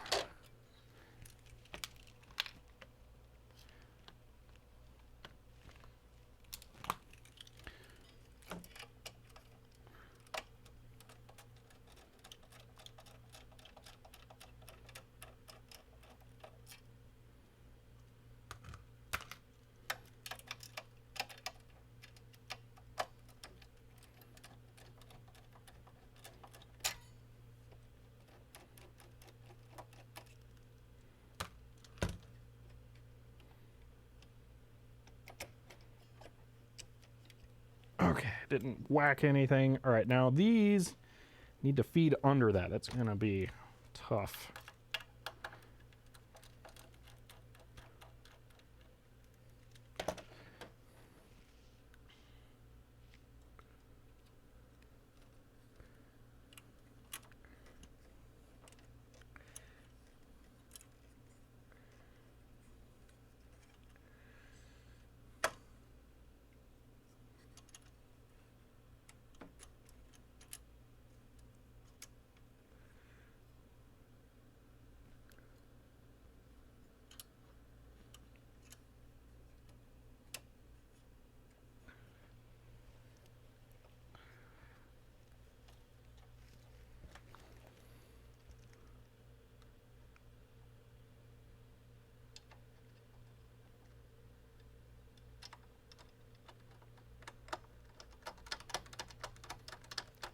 On a line.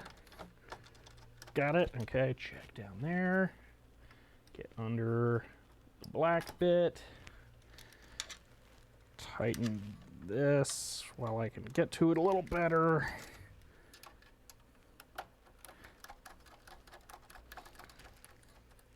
Okay, I think I'm gonna get this.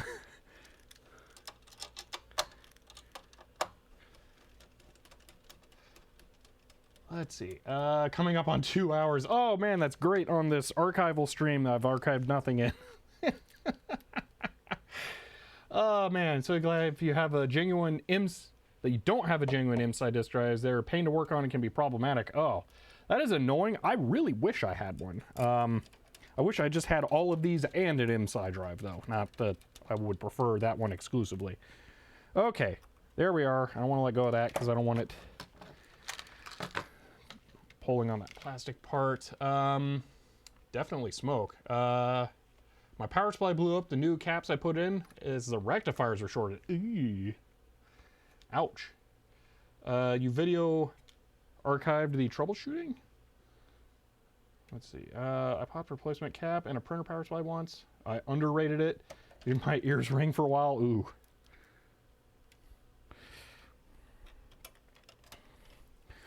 Okay. Get this up here in place. See, why the red black wire? Yeah, I don't know. I would have to unscrew it from either this side or find out where it's plugged into on the bottom and refeed it the whole way through. I can't just put it through there. Someone has clearly worked on this drive in the past, which does bother me, but it did read a disk when it was worked on, so it's possible they replaced the sector sensor or something, or maybe they had to, I don't know why they would have done it, but yeah, something's been monkeyed with. Okay, now that can move back. Yep, that's much, much better.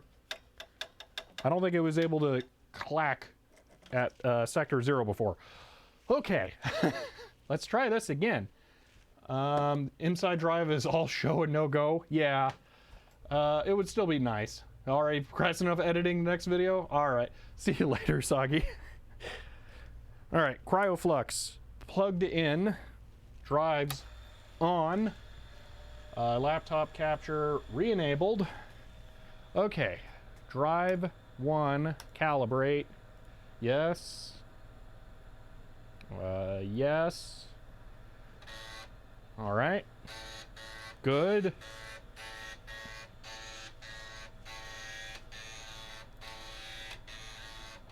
Drive 0, calibrate.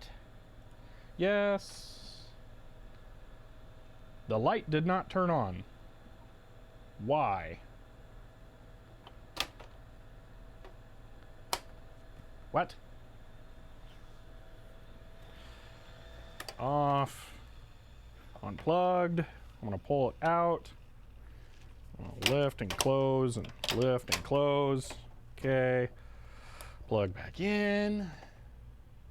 On.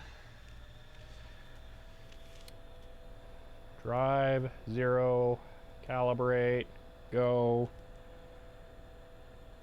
The light doesn't even turn on, which is like a thing. Drive 1. Calibrate. Yes. Yeah, that light's not turning on either. This whole setup's really weird and very confusing. It doesn't do quite what you set. The reset procedure feels like superstition at this point. It doesn't always work though. That's the thing. Like, I think I'm maybe need to close the software. I'm gonna try changing nothing there and resetting the software. Drive 1, calibrate, go. No lights. This is so dumb. Off. Unplug. Press the little reset button on the CryoFlux. There's a reset button.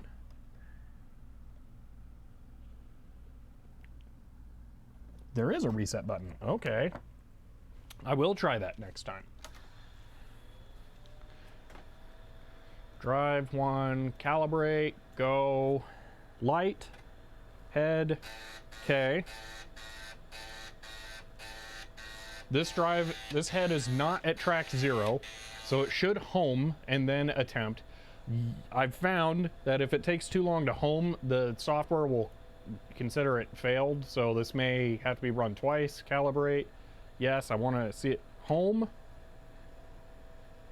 It did nothing. Okay, that's a little weird. Reset. Drive 0, calibrate, go. No light at all on this one now. What?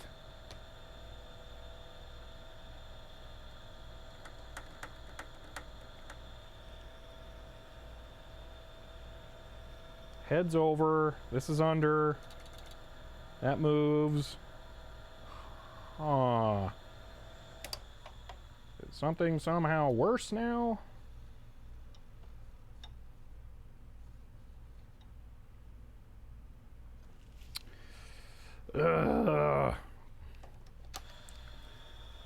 Reset. All right. Drive 1, calibrate, go. Light. You know what? I'm going to check that jumper again. The jumper looks good. I'm just going to reseat it just in case. Okay. Drive 0. Calibrate. Light. No light. The no light is concerning. I don't know why there's no light.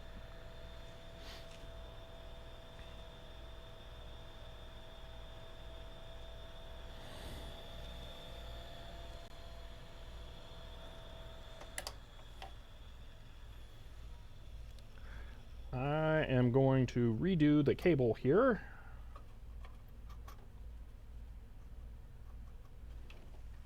Might as well redo this one too. Make sure power's all connected nice and good. Pull that out of track 0 so it has to home. What is the lift sensor?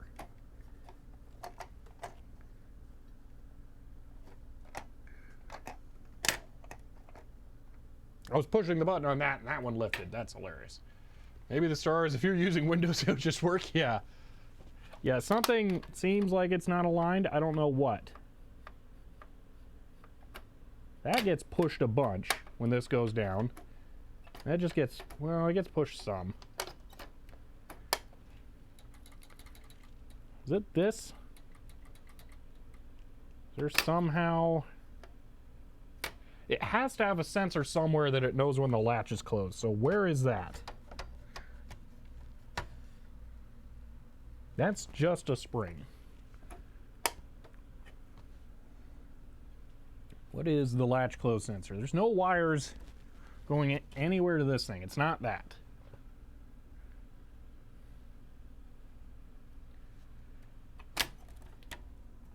There's nothing up front on this. Definitely nothing in back. There's too little movement there. It's got to be this somehow.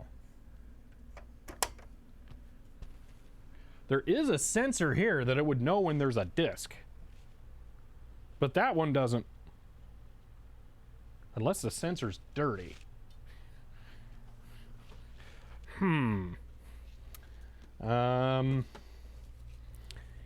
I wonder if it's going to require a disc to be in there. Did we have to put a disc in that one to get it to calibrate? Does that sound familiar? I'm going to use this disc labeled dates phone because this is user data, almost certainly. What's the cable on the front? This is an index hole sensor. Okay, on reset, leading theory, the disk detect sensor is dirty on that drive and it's obstructing it, making it think there's always a disk in there. It's clean on this one, so it doesn't think there's a disk in there when there's not, and it needs a disk to calibrate. Drive 0, calibrate, go. Light. I think that's it. I think the disk detect sensor on this one is dirty. Okay. That's hilarious. And it'll work on the other one, I bet. Drive 1. Calibrate. Yes. Boom. I'm going to clean the sensor and see if it stops working.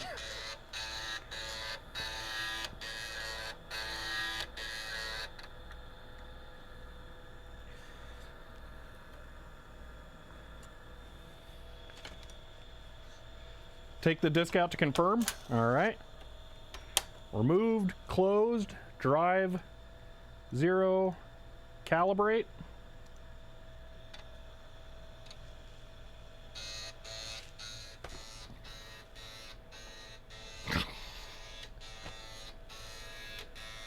Everything is awful.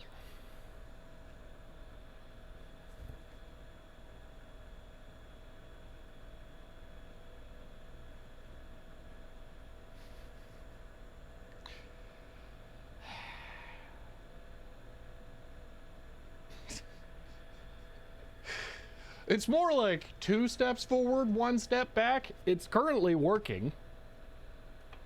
For giggles, open it, calibrate, go. That's with it lifted.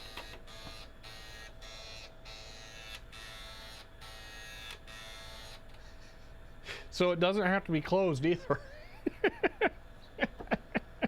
You know, let's try this. Off. Wait for everything to stop spinning. On. Drive 0, calibrate, go. I have no idea. Other drive with open door. This one, the release mechanism kind of sucks. It might actually be helpful to pull down on that. Yeah, I don't know. There. I don't know why it's such a pain. I think it might be getting caught. Anyway, let's try that. Drive 1. Calibrate.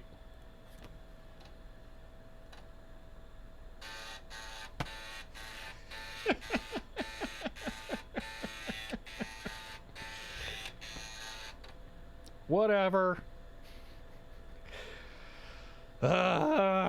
Fine. When mine's both work now, yeah, both work. I have no idea. When mine sticks, I find it helpful to push down on the top edge of the button. You have cume tracks like this, J-Metal? So I was trying to figure out some kind of pattern like that, but I don't know, because it seems like, yeah, the actual, if we get in there, I don't know if the lighting will cooperate here.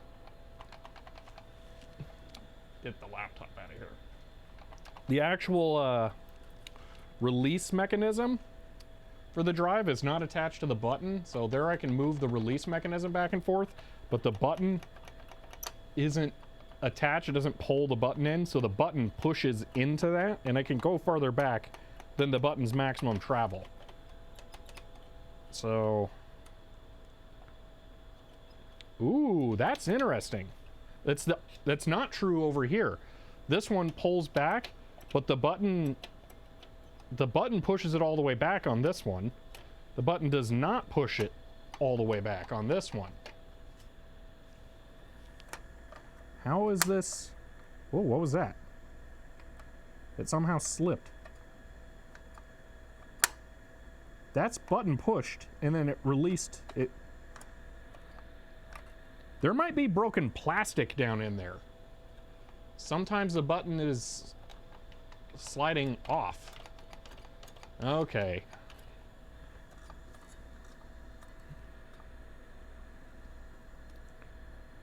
That's all the way back there, but then not. Oh, that's weird. That is going to take a lot of work to get to, I think. Or 2 screws. I'm not sure which. I'm going to go ahead and ignore the problem for now. I say we get to archiving and use this drive. And just do that. I'm going to turn it off. I'm going to unplug the CryoFlux. I'm going to put the lid back on. I think I'm just going to set the lid back on. I will put all the screws in later. And we'll just get started with archiving.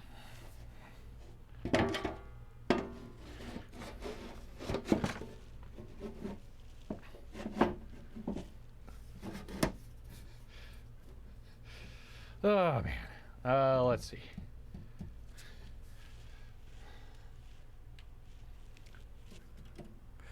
Maybe I should put a couple of screws in so that this doesn't slide forward and fall off.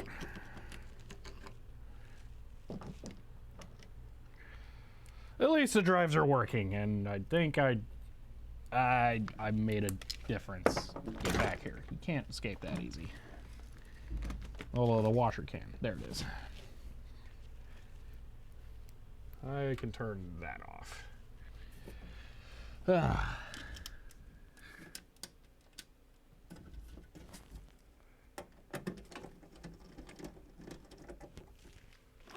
All right, we're about to try the power supply for the scanner for the first time. I haven't had a chance to try it. I don't see any reason for it to not work. Well, yeah. We're clearly not done with this floppy drive. We're gonna have to oil the steppers that move the heads. So maybe I shouldn't put it all the way back together because some of these screws are kind of a pain to properly align.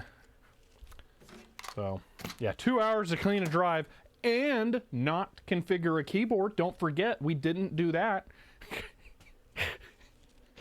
So, okay. I need another USB type B cable. I'd actually picked out a blue one to use with the scanner, and then it didn't work, and that caused me like a whole hour of problems when I was trying to record the video, I actually scanned that document that ended up being the same one as that I'd already scanned 4 times. And I only showed that I repeated the scan twice in the video. So, oh man. See, we did do a mini mail call. Yeah, we did get that done. At least there was that. And this cable's the same color as the scanner, so you know it fits better in the blue one. Oh boy, wow. All right, gonna try out this power supply here. Ooh, disc box going for a ride. Oops. Alrighty, we'll do a test disc first before we do this for real, too, just to be sure. That, oh man, what an eventful, uneventful stream.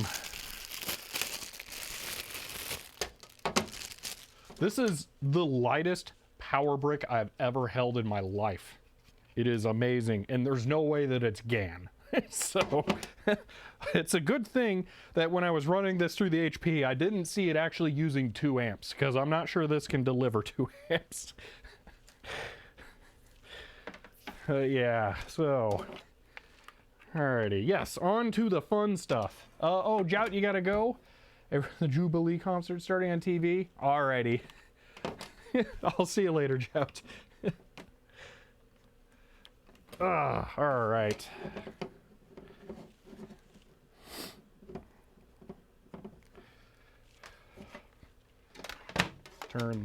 Get that open, plug it in, and boom, we have display. Excellent.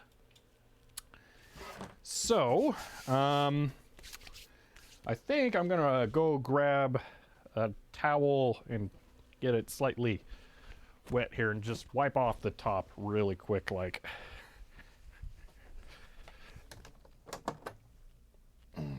That way the pages I scan don't have to go onto that really dirty top of the case.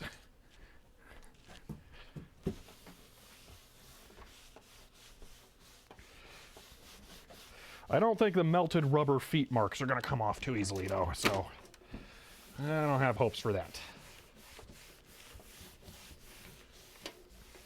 See, so the first bit was eventful, uneventful. The next 8 hours will be awesome. Yeah, I don't think we're going to be doing this for 8 hours. One problem here is that, as I say, I'd end the streams when the job is complete. I'm going to have to pick an arbitrary point to end this stream because there's more archiving than can be done in one stream. So that's going to be a thing. That feels good. All right, so there's that. Let's see, I want to move this a little farther over because I actually want to use the Nikon here and take pictures of the labels of the floppy disks as I put them in. So let me shift that over. Give me some room over here. Ooh, blue LED on a power supply. Usually they're green. Normally I hate blue LEDs, so that looks kind of good. So stopping point Tuesday, yeah. All right, plug that in. This setup's going to be our jam for a few months off and on. Oh, I'm in Linux, so I don't have to use USB on the mouse, so I can unplug that. As I mentioned the link key pairing thing, I haven't actually done that with the mouse yet. So when I reboot to Windows, I use the USB dongle that comes with the mouse.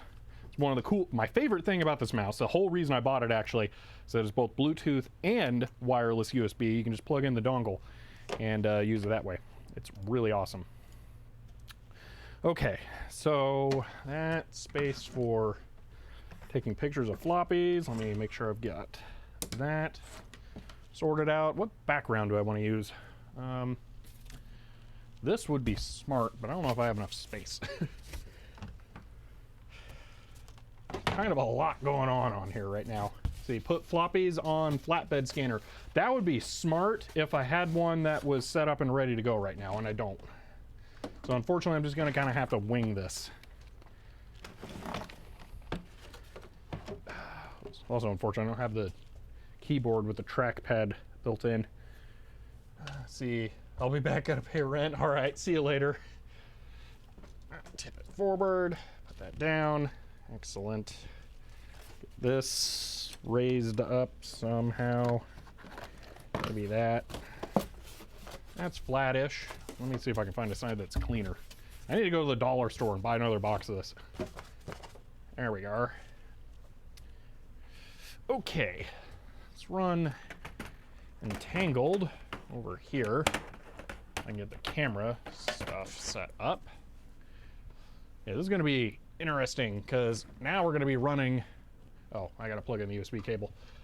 We're going to be running multiple programs at once for archiving. So this is going to feel fancy. Yeah, wireless USB. Yeah. Oh no, now I have too many USB devices. I guess I'm going to need a hub. I think I have one back here somewhere. No, did I take it off? Where did I put it? So it was plugged in for the webcams. There it is. Boom, webcams are not being used, so that can all be unplugged. Bingo. Alrighty.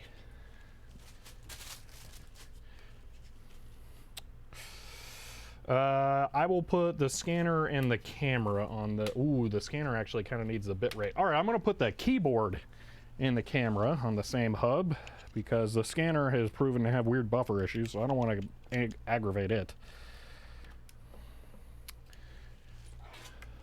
The camera is barely reaching. Alright, that'll work. On... Okay, CryoFlux works on a Raspberry Pi 4. That wouldn't be a bad way to go. Just dedicate it. Well, I'm going to be going with Grease Weasel soon, and then I'll figure out stuff for that. So,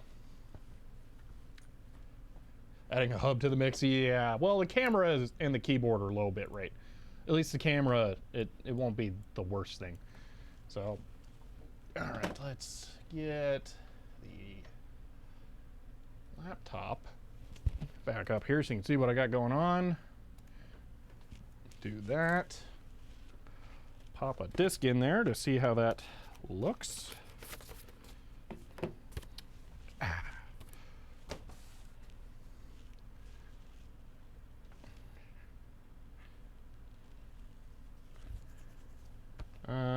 Can I rotate the camera around? I think I can. Ooh, then USB cable becomes an issue. Okay. Disconnected. Cool. See, around the front. Just trying to be lazy. I don't want to have to flip it in software, but I think I'm gonna have to. Unless I do that. That'll work.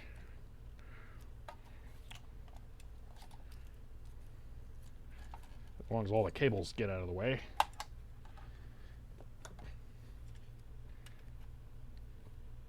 All right, try it again. Close. I hadn't really thought about the camera using PTP, but I guess that makes sense.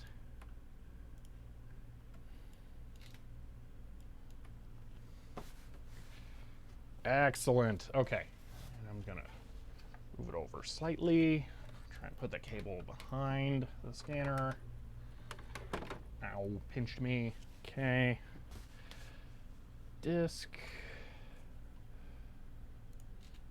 Focus. And stupid rotation.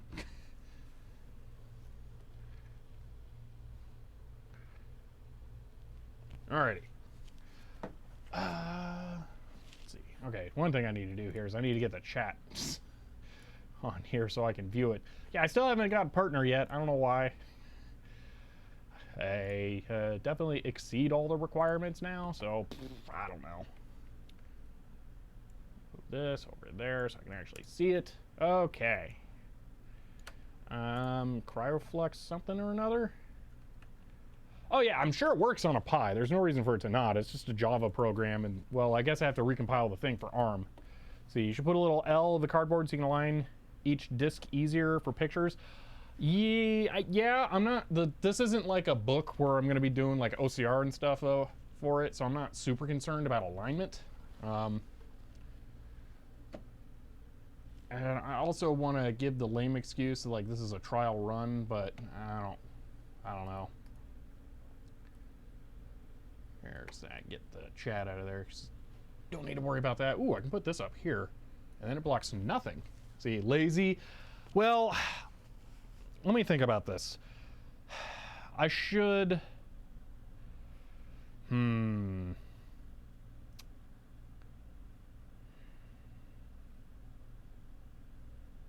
Well, positioning faster. Yeah, all right, let me think about this. If I put this up here, what can I do over on this side? Maybe grab that. Okay, like that. It's up there. Move the camera over. Open that again. Let's get the cable out of the way, maybe. That would be good. I think I'm going to have to do this.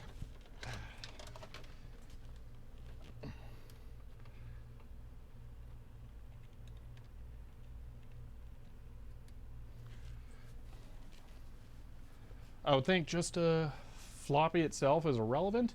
Well, so the point here is when I take pictures, especially for the like original discs, the commercially produced software, I want to be able to have a picture of the label. I don't know if it's going to be a big problem to get them all cropped and stuff. I don't think it's going to be a big deal. Do I want the sleeve in the picture? There's nothing down below. Yeah.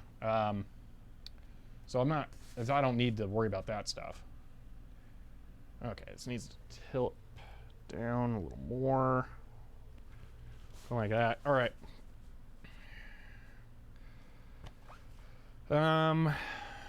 Rotate slightly. So, okay, let's do this. How do I want to align this? You know what? Let's not for now. I'll manually crop these pictures. What I want to do is I want to buy a box full of these, and then I want to build a jig that has a lip over here that I can just pick these up, jam them into the corner, let go, and then it'll drop and align correctly. For now, I will just hold these up to look at it and then do that. Then I'm going to manually well, I'm not even going to crop the image. I probably won't need to. Just leave it like this because we're just trying to get a picture of it. So, yeah, that'll probably be good. I can drop the ISO here. Perfect. Okay, so that'll work. So floppies are settled on. Let's get the scanner software going. So move over to, you know what? I need that on all desktops. Moved over here. Open, maybe not that. Let's do it this way. Pictures, scans. Okay. Then from here, sudo iScan. Just boop, real quick like. Okay.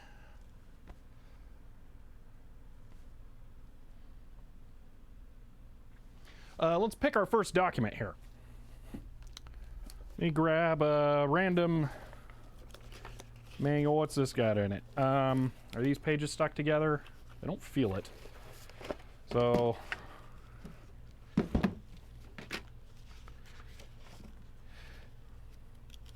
yeah, that's good. So inside floppy disk operating system DOS A and CPM user guide from 76. So we got a bunch of stuff here. None of that's, oh, that one's glue bound though. That's right. That's one of the few things that I can't really scan. I could peel off the glue because it's just a 3-ring binder file that's been glue bound, but maybe I won't. Let me go grab one of the other binders. Time for Tux on the flatbed? It absolutely is. One of the weirdest little additions to a program. Yeah, grab this stuff from over here. And these. See what we can easily scan. I don't have software. I want to get this going. I hope we can get the sticky pages things figured out. So based on some of the comments, I mentioned it in the video, and I have had some really good replies to what it could potentially be. It might be lithographic ink that was put on there, which is really thick apparently, and that might be able to be shrunk by freezing it. So kind of like what I was originally thinking. Maybe not freezing so much as just refrigerating. I was sitting on metal or wood stool. My keys are in my pocket, driving me crazy. You want front pocket? There we go. So I think there's a good concept of how to proceed on that. So we might be able to get that done. Okay, that's been scanned. So I don't need to do that. That I think is part of something else. That's a big thing. That is a candidate. I could remove the staples and get that Fulcrum OmniDisc manual, but I think we want to do this first. This is 6805 cross-assembler for MS-DOS and CP/M. This is a larger document. This is not scanned anywhere, so that's a good one. And then in here, we have a couple other things, but all, unfortunately, I think, no, nothing in here is sticking. So we can do this without worry. So right here is CPI version 1.31 Rev 1, and this is actually the CP/M user's guide. It's not just the NPM thing, or the basic E stuff hiding in here. So I think we can scan this right now. Yeah, pages, they all seem to be fairly loose. It is that same kind of ink. It's thick and shiny, so hopefully it's not an issue. But we will shake down system diagnostic user's guide. Okay, so that's like a separate manual back there. So all of this, I think, is the CP/M guide. So I will pull that out. It starts out with the Digital Research user license agreement that we tore in the other example. The MSci letter, an errata sheet. 2 bugs have been found. Okay, so we have errata. January 77, something getting repaired. Okay, this will work. We can feed this through. So this is what we'll be scanning. This is CP/M floppy disk operating system 1.31. Let me put that in there in the correct orientation so I don't have to rescan it. Tuck it in there. Lock that back up for now. Set this off to the side.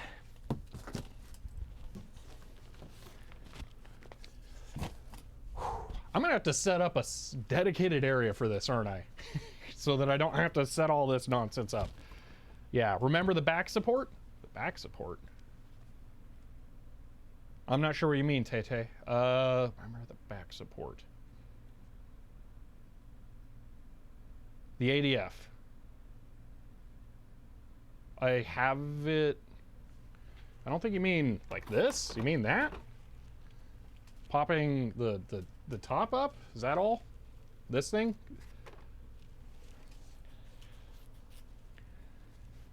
Because I think that's it. Oh, okay. All right. Alrighty. That's all down. Single-sided color photo, 600 DPI. Someone said I could try checking correct document skew. I'm tempted to do that here. I think this is not a tremendously critical example. Let me come into here, make a new folder. We will name it CP/M V1.31 R1. Okay.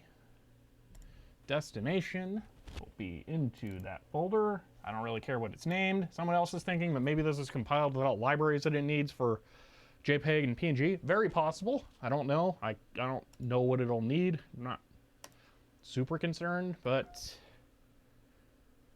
go. There we go. We are scanning already. Now let's start doing some disk imaging. Let me grab, I already brought it over here.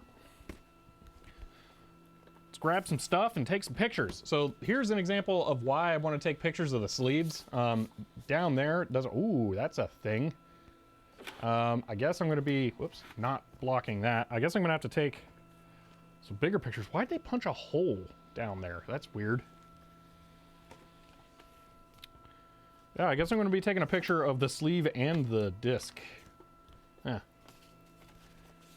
All right. There's that. I don't think there's anything on the back. No.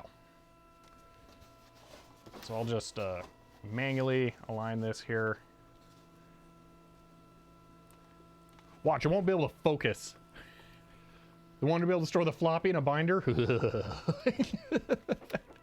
That's the right protect notch. Oh, okay. That makes sense. Okay. Click. And bingo. Alrighty. Now I need to get a folder here. I want to have... Where is this running? This is running in IMG. This is that folder. Okay, so over here, I'm gonna go to Home, Tools, Image, From. I'm gonna make a directory here. So Graph Talk.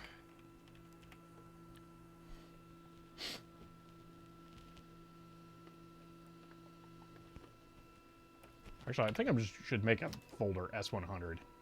S100. The graph talk in there. Linux is weird, allows you to put slashes in the folders. All right, you know what? I should detach that, actually. Home, new window. Because I'm gonna need to have two things open here. Split, I'm gonna have pictures, capture as well, because the graph talk picture just went right there. So we will just put that over there. See, the manual for the dot matrix printer I'm waiting for mentions you can re-ink the ribbon. Ooh, that's cool. Okay, so there's those. Picture, although, you know what, I wouldn't mind getting the sleeves. Let me just quickly do this.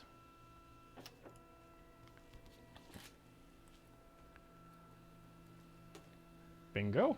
Alrighty. Go back to here. Grab that. Alrighty. Plugging in the CryoFlux. Turning on the disk drive. Drive 0. Calibrate. Yes. Light. Buzz, buzz, buzz, buzz. So do you have a plan to attach metadata pictures, etc. to a floppy image when you archive it? Just zip them together? Yeah, there isn't a format that I'm aware of that I could put the physical pictures of the floppy disks with the disk image data, so I'm not going to be attempting to do anything like that. So I think this says it's a single-sided disk. For right now, I'm just gonna do CryoFlux preservation format, because yeah, limit 76 tracks. You are dead on there. Every single time it resets this, every time once it calibrates the drive. It's really annoying. Okay, we're going two sides. We'll start that to test, and then we will. If it errors out, I will correct it. So graph talk -v 1.05.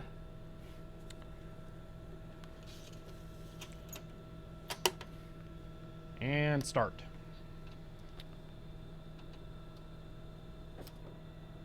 Buffering error. That's weird.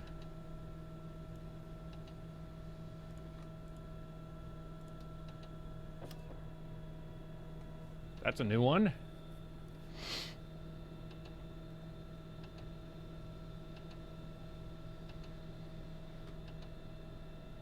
No flux reversal found.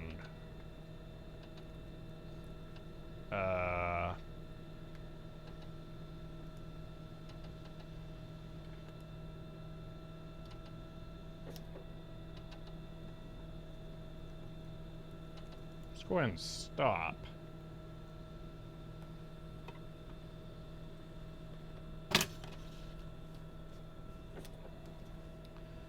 Drive 1. Calibrate.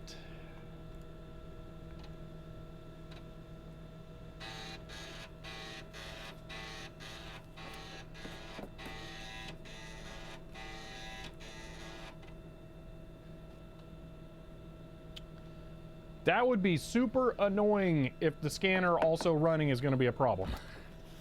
I'm going to try drive 1 here, though. File settings, 76. Start, yes.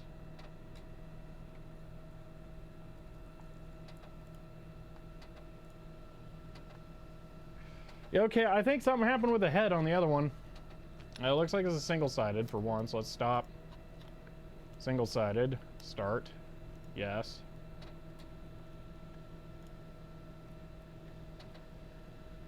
Oh, come on, you did it for the stream, for the video, file, settings, image profiles, single side, side 0. Boom, boom, boom, boom. Okay. Start. It gets data. Ugh, it's so annoying.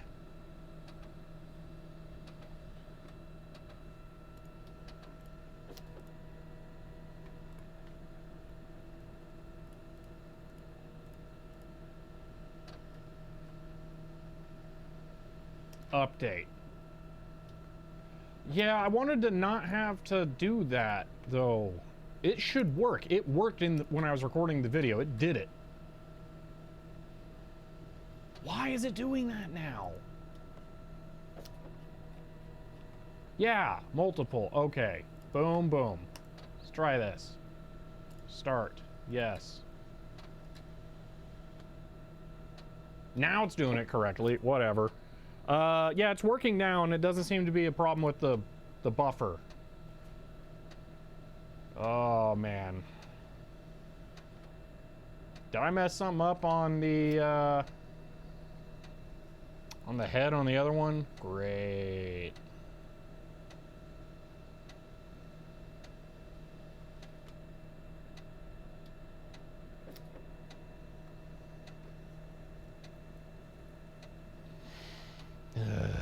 All right, well, we can go over to here, flip the documents once this is done.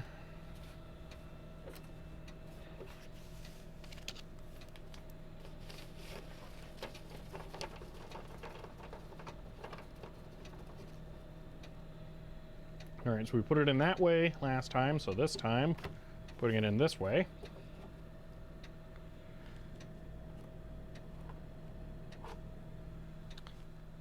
Continue.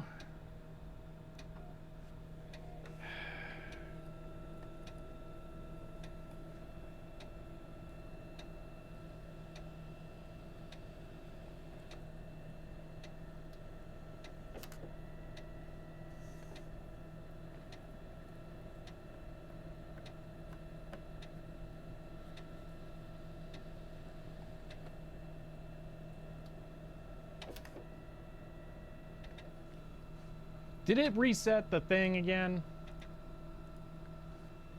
Ugh. Let's just stop. File settings. 76. Boom. Okay. Alt.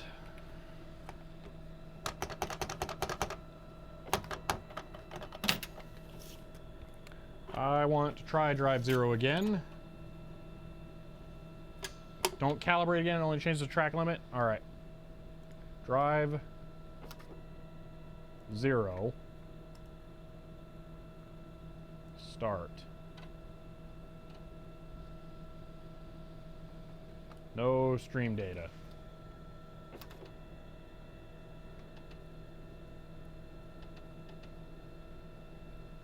So I'm guessing I messed up the heads somehow. Cool.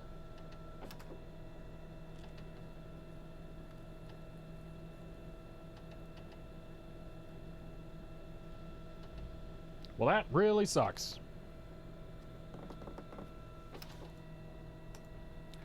All right.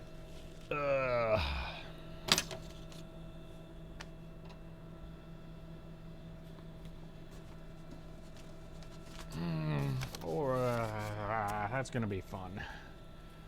All right. The next disc is just a copy of Graph Talk. I don't know. You know, we'll image that. Why not?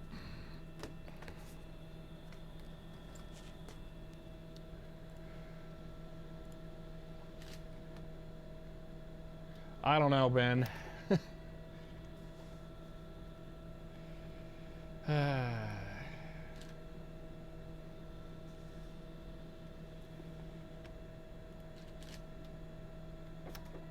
I feel like I did bump the head at one point, so it could be like off kilter. I don't know.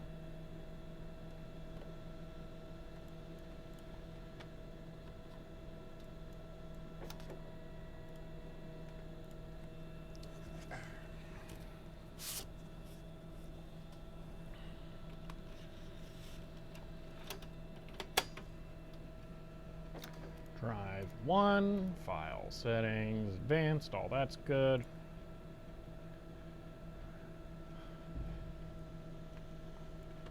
Copy.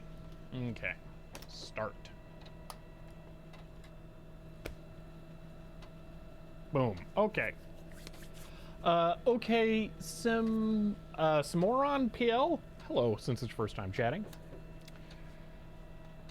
Alrighty.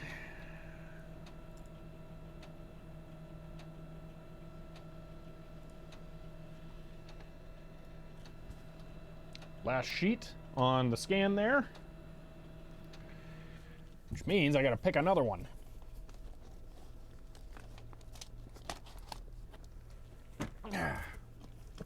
I haven't mentioned this on the stream. I decided I'm not going to do... Oh, wait, no, that's not the last sheet. It's not even close. I'm just an idiot. I'm not going to do... I'll cover this, though. I'm not going to do the processing for the PDF creation and all that here because the server is actually way better at doing that because it's entirely CPU bound, and throwing a lot of weaker cores at it seems to be doing better. Isn't head 0 on the bottom side? Is it? So maybe it wasn't me? But that still doesn't explain it.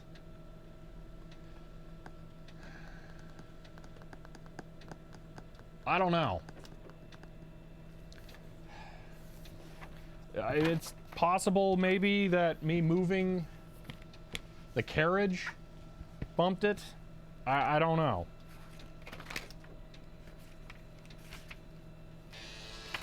So I've already scanned the basic E manual, so I don't need to redo that. Yeah, that's right here. Basic E user's guide, and then the reference manual, those are good. I do need to do this then, CPM shakedown, whatever that thing is. So that'll be next.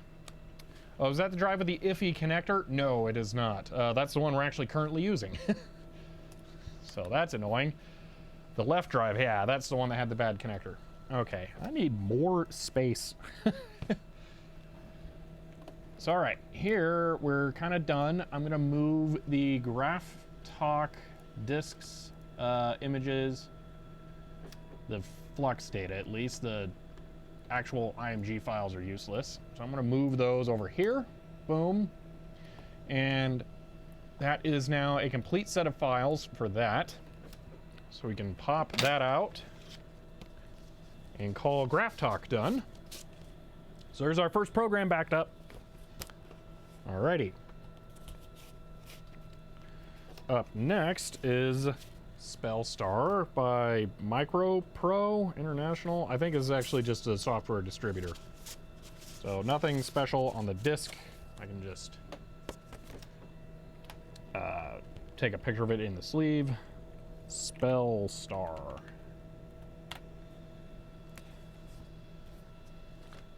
Let's get a picture of that.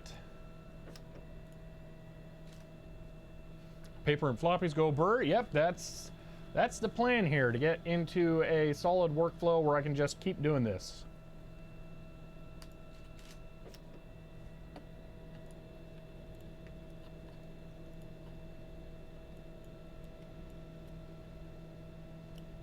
We need not matrix printer going to the background for the trifecta. I mean, that would be creating media. We're here just scanning media. It's possible I could have a flatbed scanner going, but that is high maintenance. These are this kind of works because this is a high maintenance thing, taking the pictures and imaging the discs. And then the document scanning is low maintenance. I don't have to keep interacting with that very regularly. Oh, I didn't get that. Hold on. All right. This is 3D printer. The 3D printer is extremely low maintenance. That could actually Spellstar, but again, that's creating, which is different. 1.21.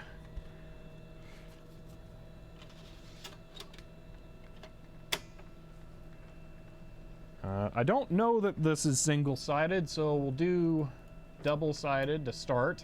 See how it goes.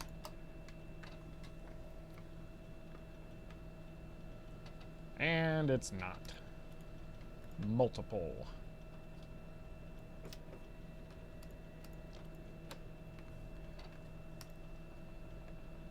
Start.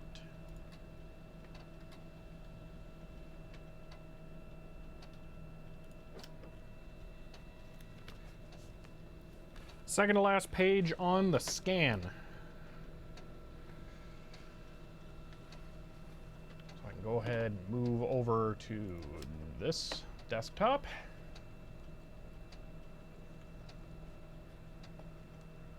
Let's make a directory for our next scan. This is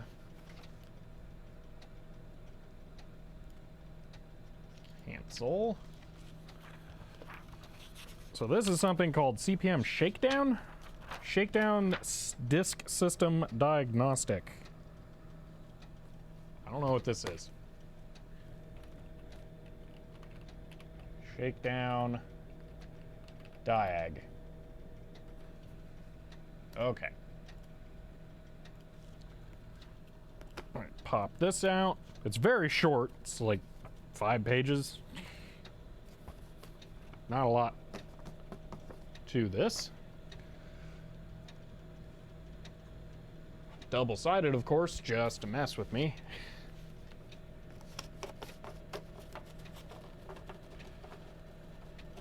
Had to run quick, do some stuff. All right, no problem. We are into the thick of it here now. Sounds like that disc is done.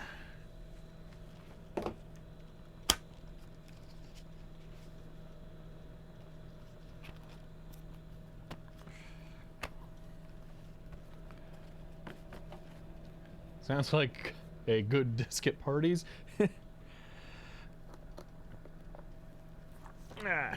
That's back in there. Can start this. All that's good. Scan.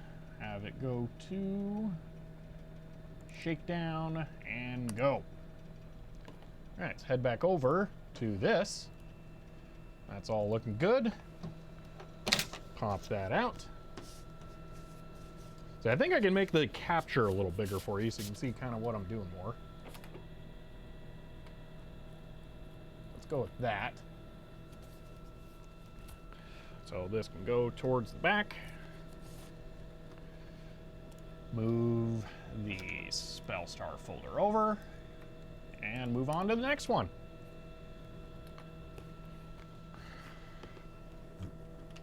WordStar. I'm going to start putting the version in here too. 3.0.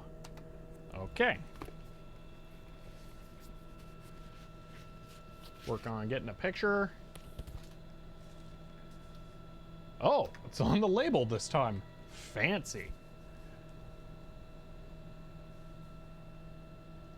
Click.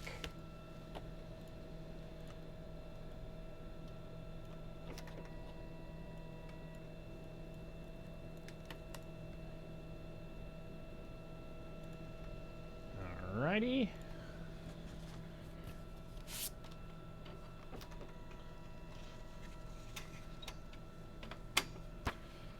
Check for double-sided first. Because I was wrong about the sleeves not being relevant. Some interesting stuff there. Yeah, it's worth doing. Alrighty, gotta flip this over. Oh, I hope I didn't get that upside down. I don't think I did, but I'm not sure. Well, I'll find out.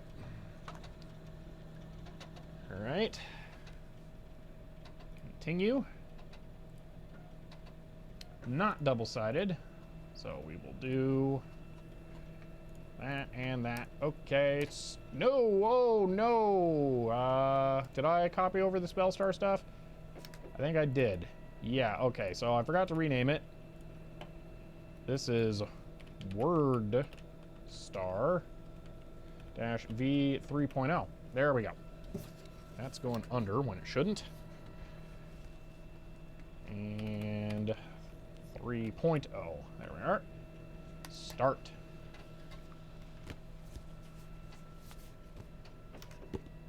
Alrighty.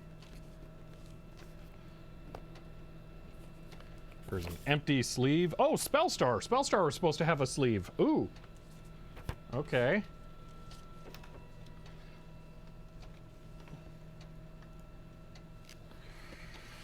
I will move it over.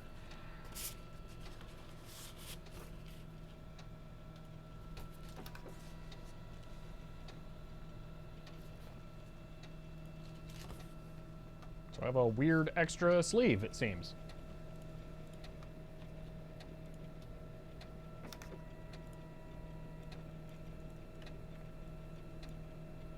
There a Thesaurus star too? Maybe. What's the next one? Mail merge, WordStar 3.0 customization notes, data star, super sort, and that seems to be it. Okay, so there's that. Boom, boom. That's all good. Go back to WordStar because I'll be moving that over. Scan is done. Cancel.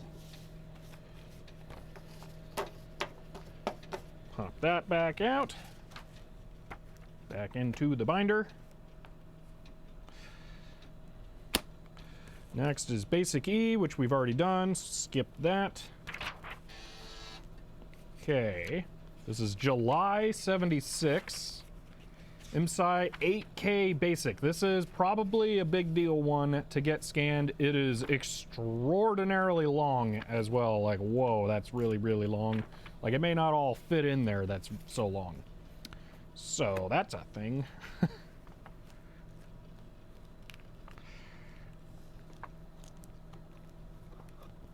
This might be the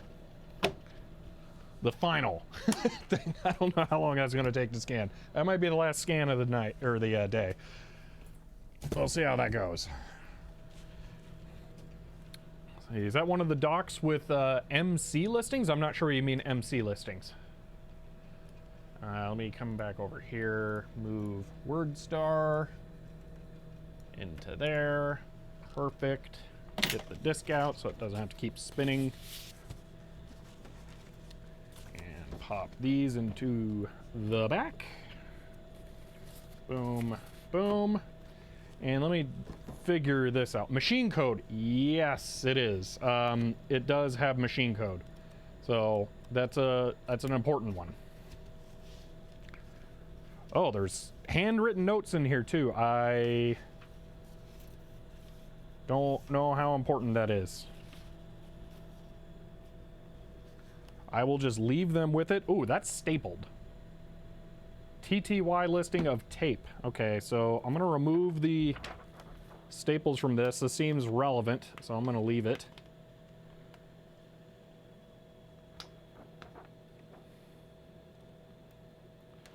You know what this means? This means they had the paper tape.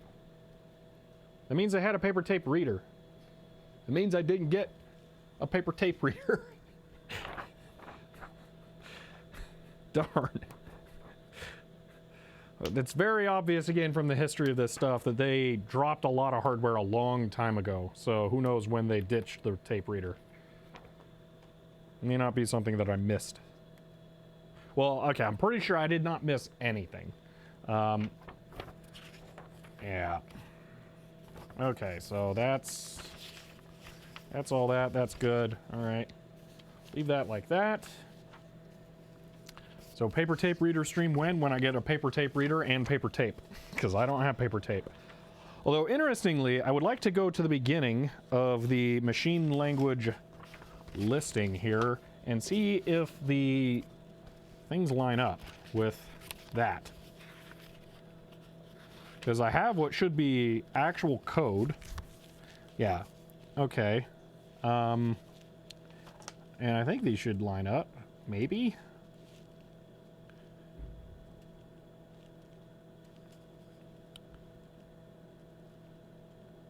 Address, object, I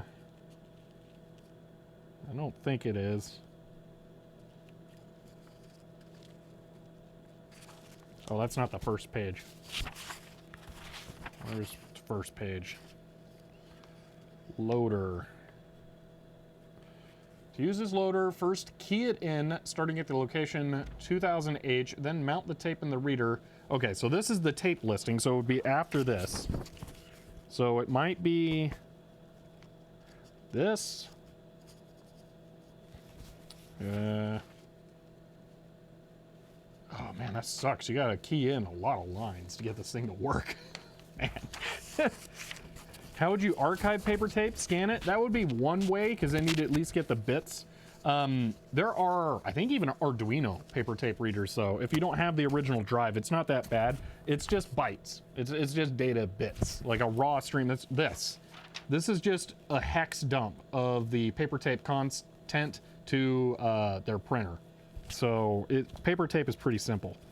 But I'm just trying to match these up, and it doesn't seem to. I was hoping this and that are identical, but I'm not sure. So we'll just hope that it's all the same. There's nothing else stapled or weird. I'm gonna go with that. Put all this together. First hit on Google. Yeah, I'm not surprised. Okay. This is going to be a long, long scan. This is the biggest thing I'm going to have scanned by far. It all fits all in one go. It is double-sided though, so that's, you know, it's going to take a while. All right, going over.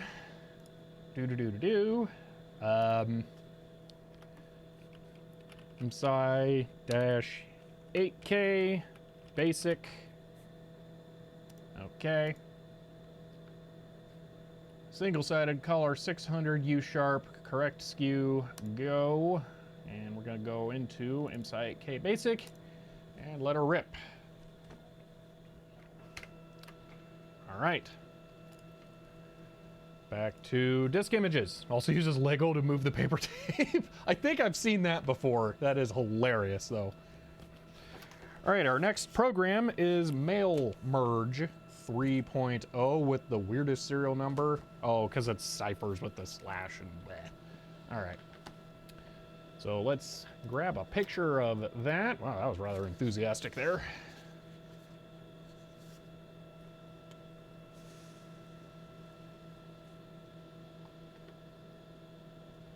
I like how this is so dirty that this actually seems brighter. All right, click. This is mail merge V3.0. Grab the pictures. They're rotated. Thanks, camera.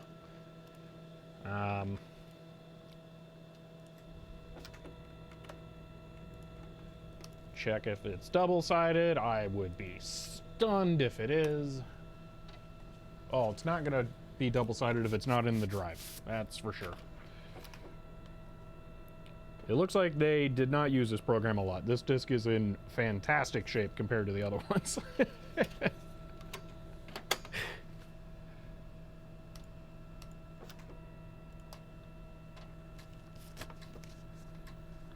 Ooh, that sounds terrible. What? Missing index, no disk in drive. Yeah, I just did that though. I know we still have paper tape in the little computer museum at work. Ooh, that's cool.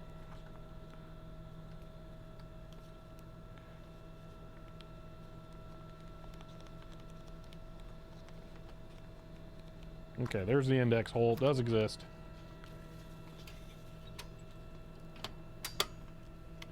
All right, start. Yes.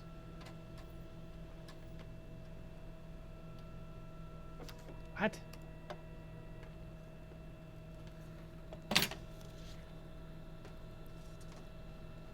It spun the disk. What gives? Did I mess it up because I tried to run it without the thing? Without a sensitive enough, you can leave the disk out of the drive. Start. Yes. Oh, that's weird. It's not liking this disk, it seems.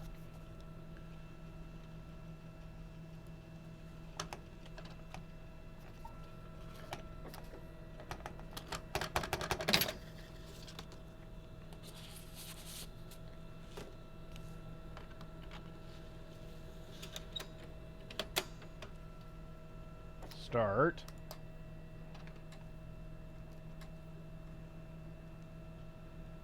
That is weird.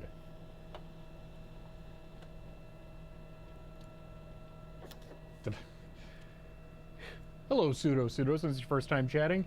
I did actually name it correctly, WordStar. Is it physically different at all? It doesn't look like it. I checked, it does have the index hole.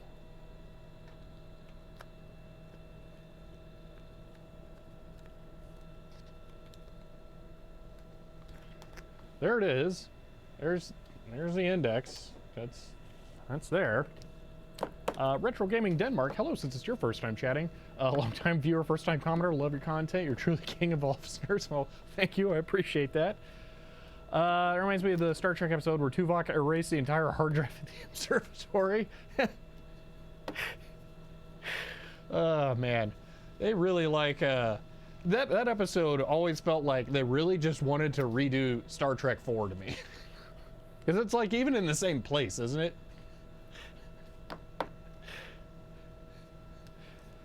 Like, I think they go to the exact same observatory as Star Trek 4. Opening the sleeve at a different place? I don't think so. No, they're the same. I mean, I'm pretty sure these are physically... No, these are not identical discs.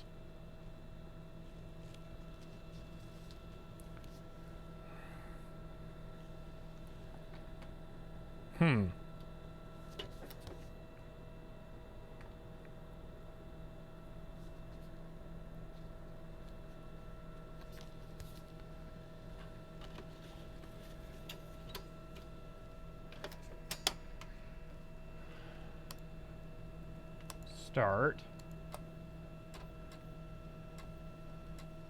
Physics need not apply. Man, that is weird.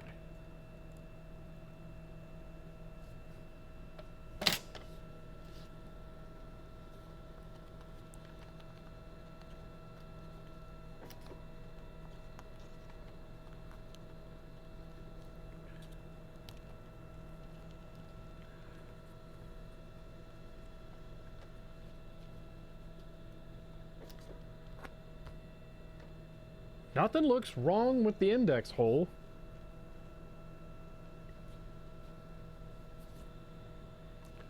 And it does spin it. This will be a dumb test. Let's try drive 0. Start.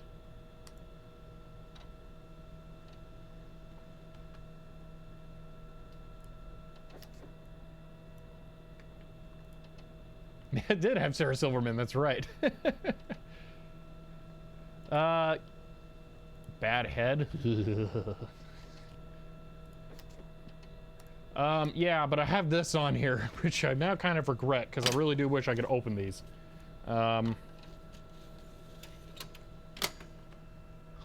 Drive 1.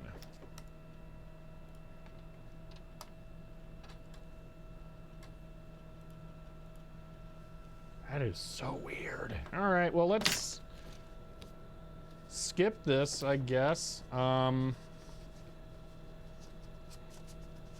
gonna put it in the other disc box, which hasn't been touched, as a way of kind of marking it as to be done later. So that was a, here's the difference. That was one that had a handwritten label.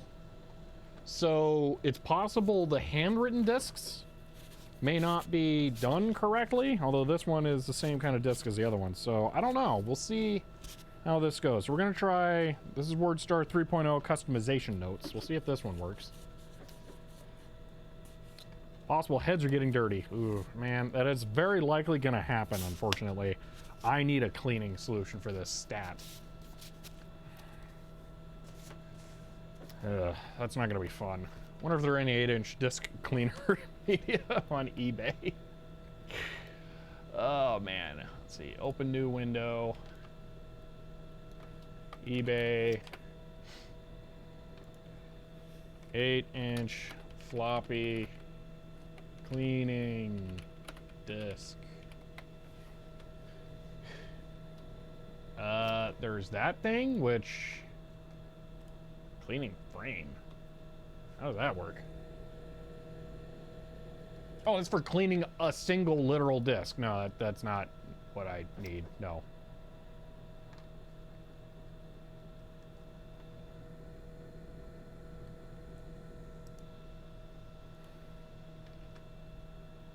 I'm thinking, Hellencroft, you might be onto something. It could be, very likely be something like that. Oh, I saw these earlier. Good grief, these are gorgeous. Man. That's just, that is obscenely pretty, those floppy drives. Anyway, floppydisk.com, has that got it?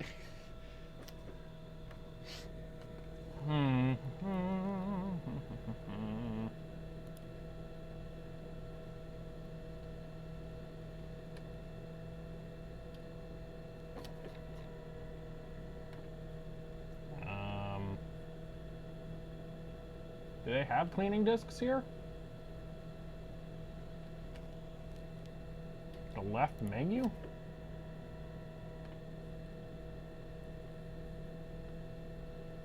Cleaners, 3.5, 5.25, 8-inch. Oh my gosh, $10? That's it? Yeah, we'll be buying that for sure. This is PayPal? Yeah, okay, so I'm not gonna click that because I don't want to dox myself, but I will be buying that later. Bookmark. Done. Okay, I will buy that later this evening. I want that floppy drive, but I don't need it. Anyway, let's continue. So, WordStar customization notes. Buy 3. You know, you're not wrong. I'll buy 2, for sure, at least. WordStar, if they do that. I mean, it should come with like 10 cleaning discs in there, but it would also be nice for just like video purposes to have one sealed. So, WordStar 3.0 customization notes. Alrighty. I did not get the picture. Clickety click click. Comes with 2 cleaning discs. Wait, that's it? Just 2? Like every cleaning disc pack I've ever got has like media that's sealed that you tear open, and then you have like one disc that's had isopropanol on it, and then you're supposed to put it in there, and then you're supposed to throw it away. Are these like single discs that are meant to be reusable? Because that will influence how many I buy if they're meant to be reused. Because I reuse the ones that are one-time use, but that means that I just get a lot of uses out of them. But I have actually, I consider, worn some out, so they're reusable. I will buy 3. I will be buying a bunch. Okay. That's good to know. All right, this is going back into WordStar. Yeah, that's really good to be aware of. Alrighty. This is almost certainly single-sided, but we'll test double-sided first. Yeah, sleeve getting away.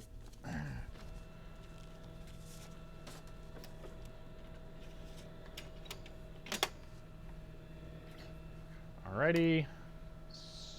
Start. Good. Fail. Fail. Okay, stop. Multiple. Boom, boom. Okay. They only have non-functional 8-inch data discs. Ooh. Yee. Ah. That's not great. Yes. Okay. And good. Okay, I think that one disc is just maybe not great. Maybe they can't test them? That's very valid. I had someone asking me why I was ripping discs without testing them first. And I feel like it's an interesting question because on the one hand, it would be nice. Ooh, this is putting these out of order sometimes. It would be nice to test these first, but I don't have a way. And I don't, oh, here's a thing that I found out. Because I was trying to do CPM 86, there is no way to emulate CPM 86 that I'm aware of, that I can find. I don't think it's possible. SimH only has Z80 and 8080 in it. It does not have an 8086. So the CPM 8086 discs I have that are weird formats that won't work in a PC drive controller, I don't think can be booted in any kind of emulator right now. So I don't have a way of testing them. Even if I knew what disk structure to put them in, which it kind of doesn't matter because there's nothing that can use the disk structures. So the raw Flex files are basically it for capture. There is no normal disk format, which I just was very surprised by.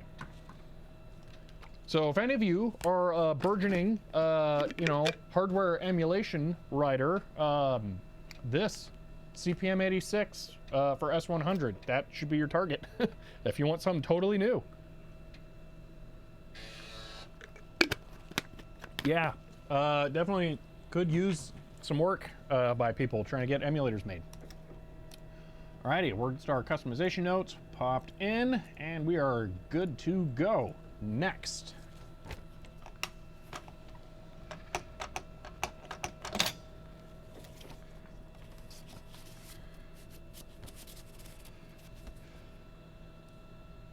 Helen, I wonder if they have only used discs and they don't have any new examples, and that's it, because they probably have new examples of the 5 1/4 and 3 1/2.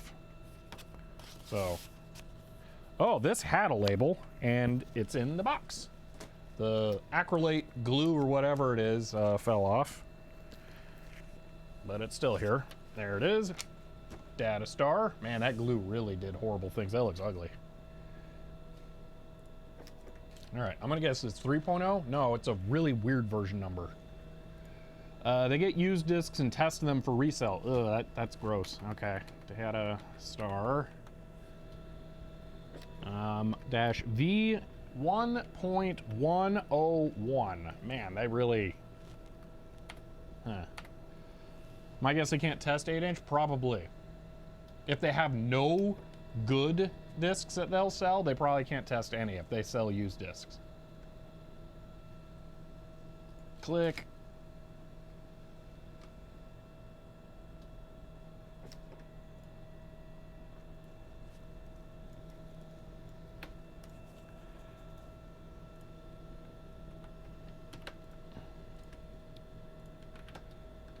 Boom. Seems like they're just CYA. Oh, we finished the scan. So you're not disappointed? Probably, Wesley.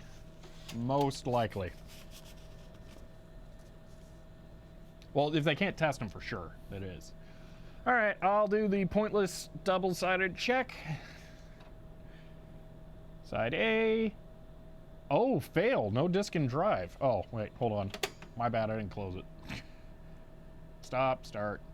Yes. There we go. Side A, side B, done. Okay. Multi. Boom, boom, and go.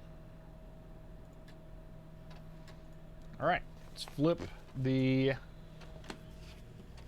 stock around here. So many pages.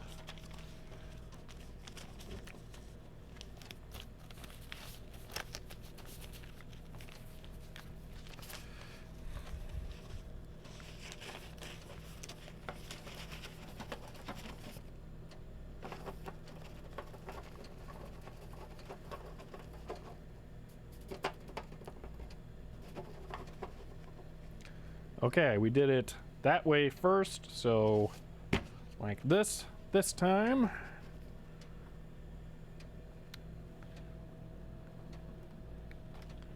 There we go. Back on over and continue. Out of curiosity, how many pages are we at? That's 73 pages in there. That's it? Weird. All right. So it'll be 146 by the time it's done, as long as it actually gets them all. I'll just hold that so it doesn't push it.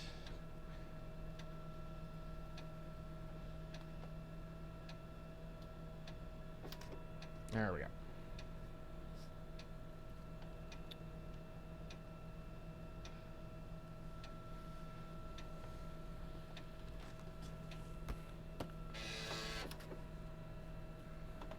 Alrighty, move data star over.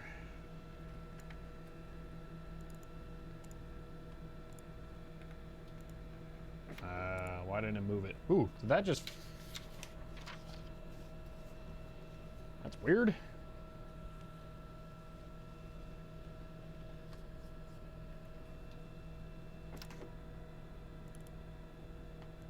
Did I copy it instead of move it? Oops, oh well.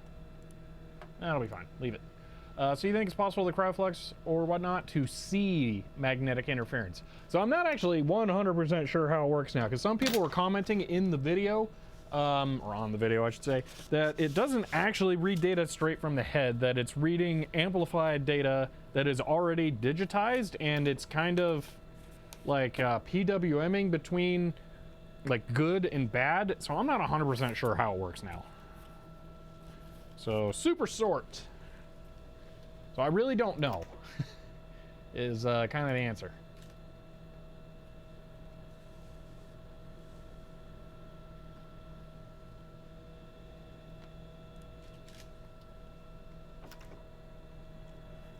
So this is super sort 1.5.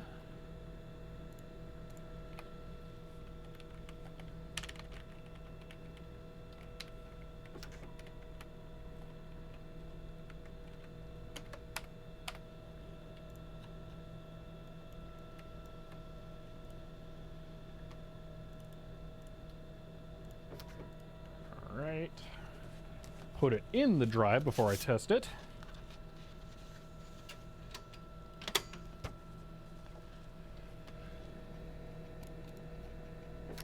Check for double-sided, even though it won't be. Good. Bad. All right, stop. Multiple. Boom, boom, and go.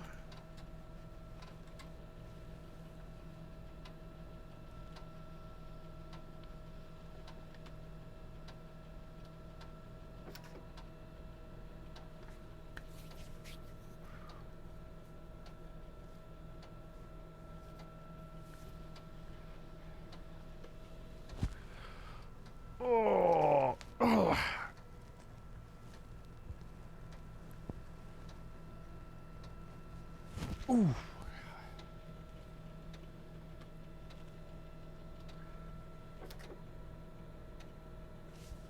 Curious what these scans look like right now.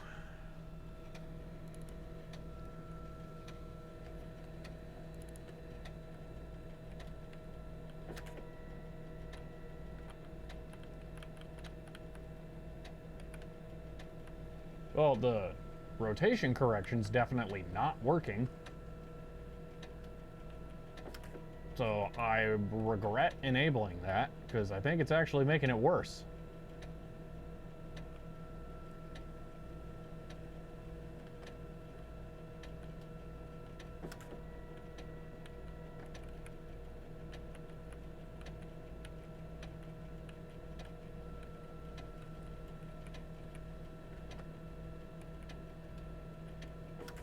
Also, this appears to be a copy of a copy. Because there's a 3-ring binder hole right there, and then another one over there, so that's cool. Yay. So I am stacking many layers of distortion here. Awesome. That could explain this being straight there and then crooked down there. Yeah, I shouldn't have added the skew correction. That's a problem. Alright.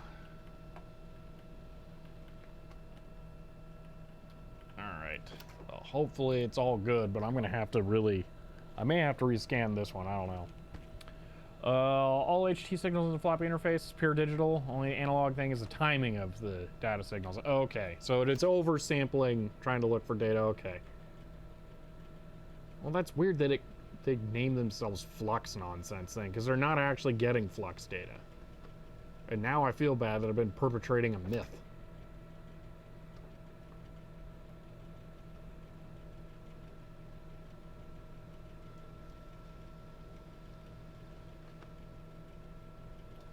They get the flux timing, yeah. Floppy drive head amplifier just out ones and zeros. The cryoFlux just measures the transition of the timing. Okay. Huh. Whoops. Oh, wait. Next disc. Alrighty, we're off of whatever the MicroPro stuff is now and on to some different vendors. So we could have different results here. Up first is D-Util from Fox and Geller with portions of code. Copyright by Digital Research. Sounds like a PBS program. Wait a minute, doesn't the index hole location indicate whether it's double-sided or single-sided? Or was that high density, low density? You know, I think it was density.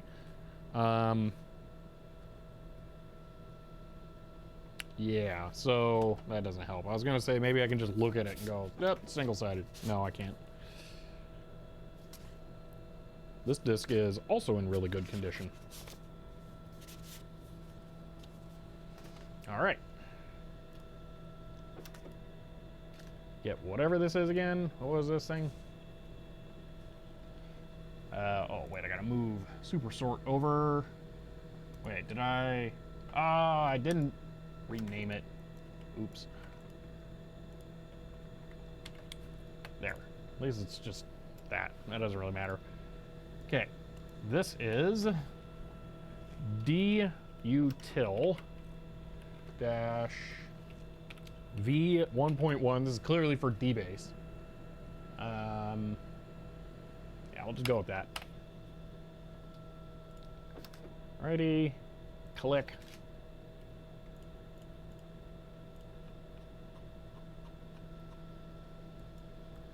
Boom. Go ahead and put the name in there first, then the disk.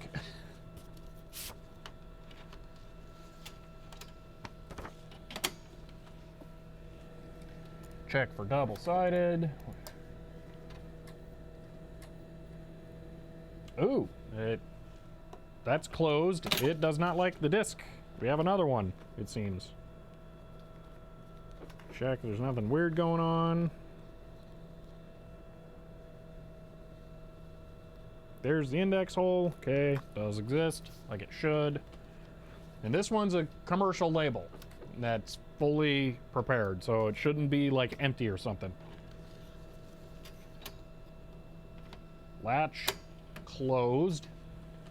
I'm gonna do that. That might be a better view. Okay, try it again.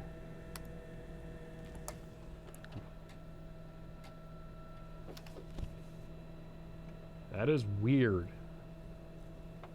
All right. Put that one in the other box again.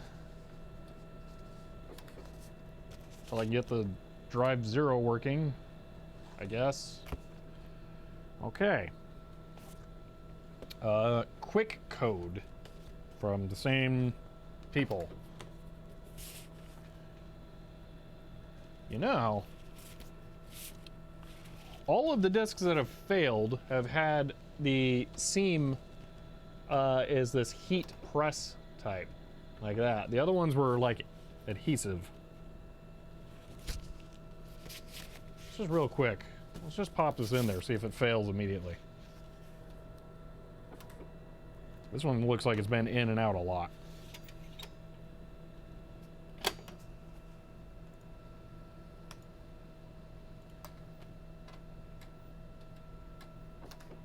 Fail.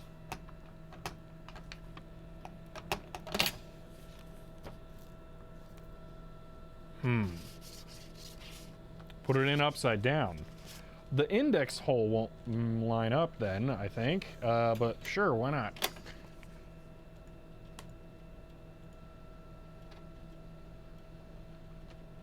Yeah, no. Same error. It's weird.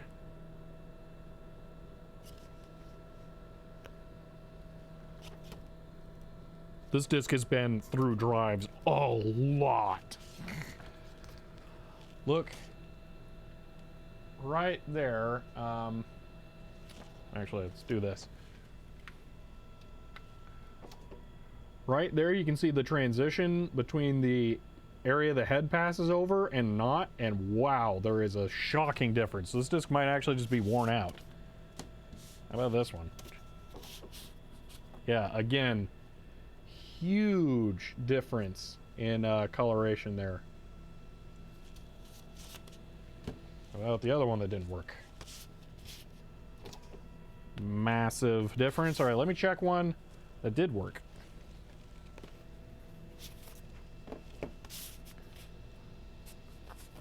Yeah, nowhere near as strong of a change. So maybe the discs are bad. And I can use that to tell when they're not going to work. This one is medium bad. This is the last disc in this box. Data worn clean off. Yeah, I think that might be it. They might have just used the discs to death. Huh. Maybe a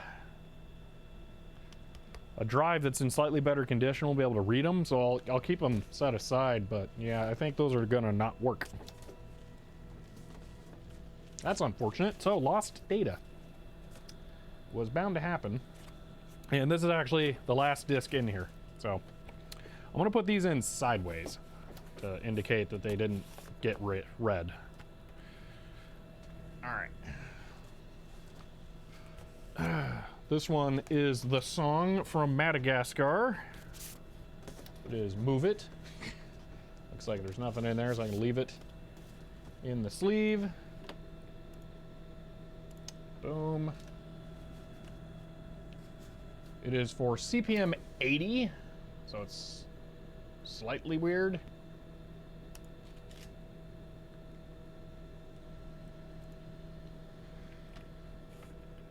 Move It -V 3.0.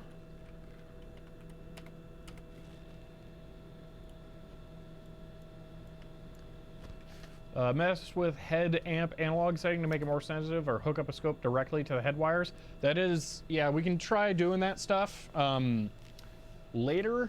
I want to not mess up the drives in the first pass, at least, on getting stuff backed up. We can experiment to recover data from weak disks more later. I don't want to, especially after messing up that drive, maybe. I'm a little gun shy about trying to change things like that. So.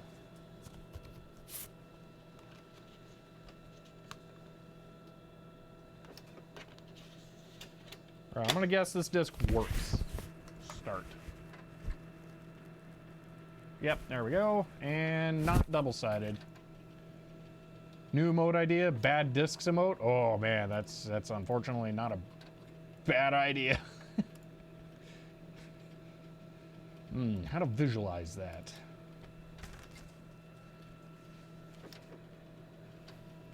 Torn paper emote for bad scans. Oh, that. That one really makes me itchy. Ugh.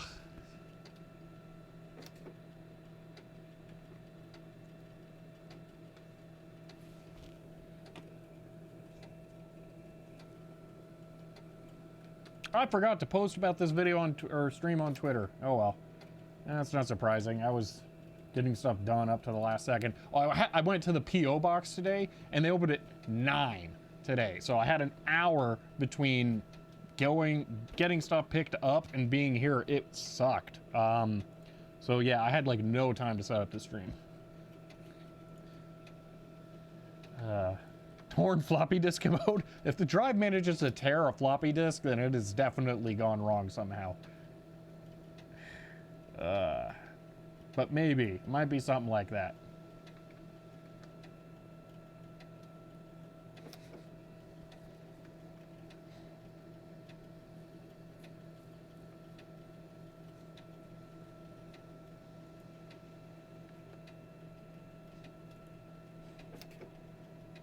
Ooh, last page.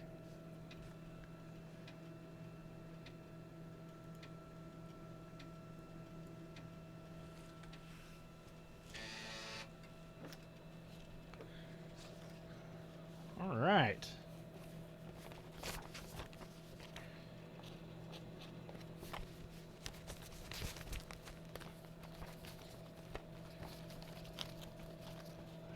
A sad floppy. That's not bad.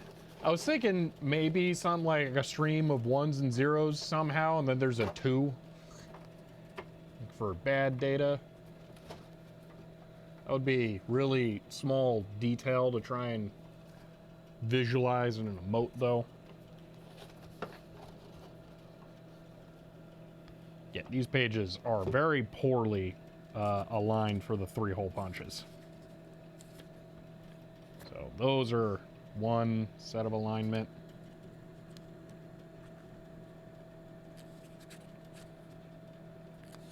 These are another. And I think I can work with the rest. So just check the CryoFlux schematic. Every floppy signal goes through 74 series logic. All right.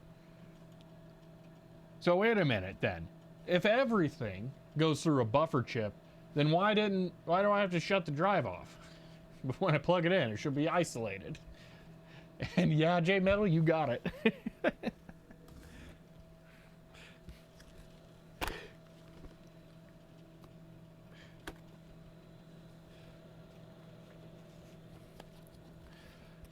See, a mixture of the question mark floppy icon and SADMAC. I'm not familiar with the question mark floppy icon.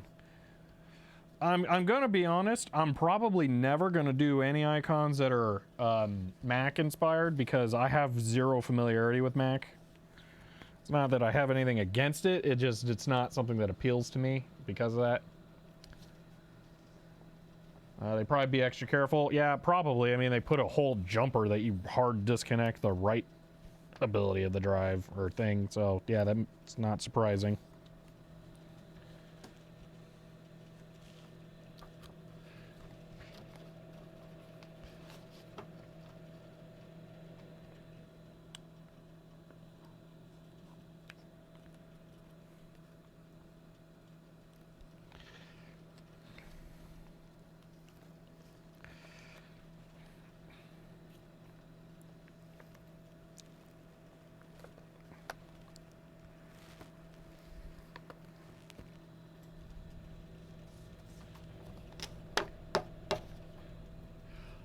I think Bender does run on a 6502. I forget which episode it is, but they show like him booting or something, and he loads a kernel that's for that. It might be the same episode, and I think both of them are the Werecar episode, aren't they? I think it might be that. At least I think the 2 one is.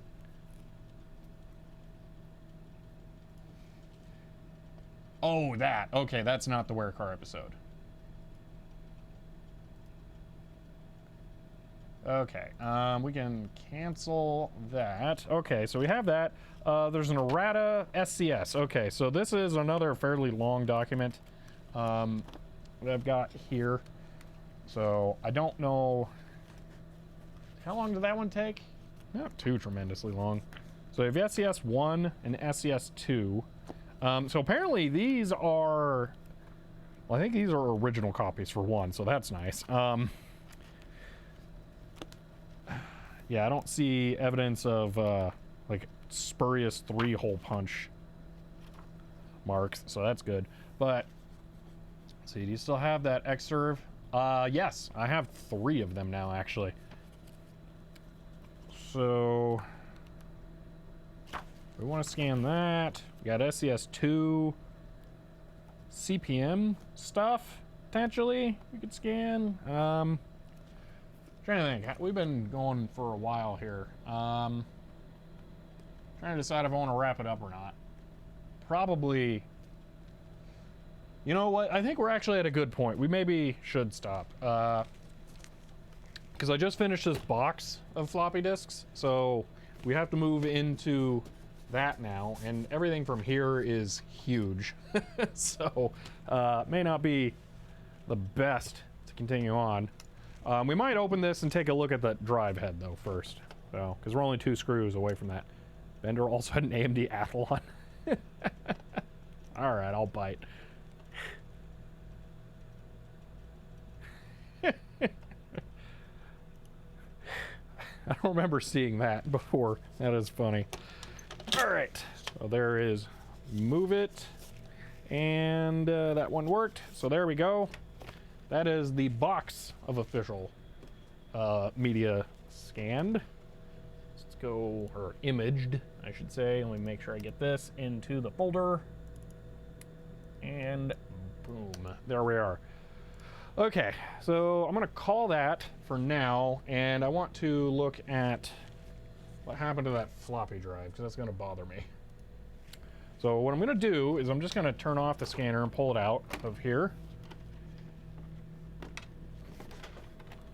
And it's sticking its tongue out there, the thing. Oh, ah. So I should mark somehow that this is where we need to pick up on in this, so I'll put that there. That is our next scan location. Ow, pinched my finger.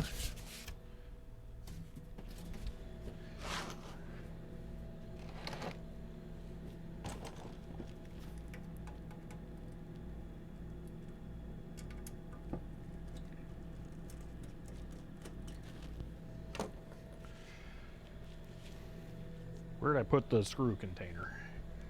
Under some towels.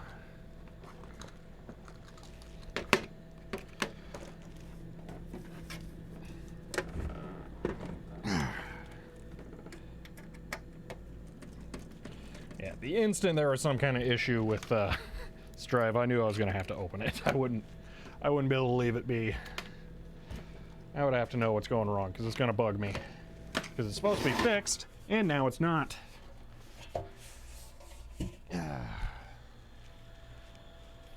So, let's see. Drive 0. All right. I'll bring the laptop back, I guess, so you can see what I'm doing. Boom. Wow, it's so much quieter without the lid on. Maybe once it's actually screwed in correctly, it won't resonate as much if it's held down. So I'm gonna put a disk back in there. I'm gonna put the copy of Graph Talk in there since that's pretty low importance. Okay. This down. It should drop the head when it tries to read it. Test. Let's just test. Did I unplugged the thing with the keyboard. One moment. Spring on drive 0 seems to be lower compared to drive 1. Which spring?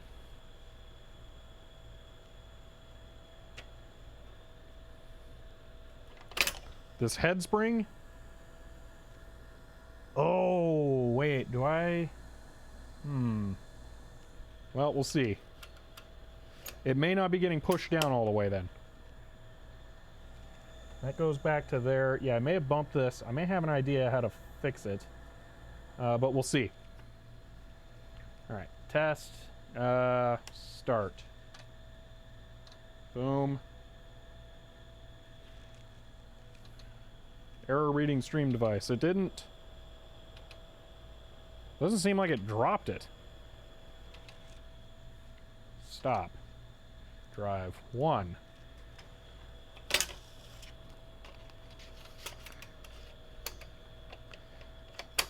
Alright, head is raised.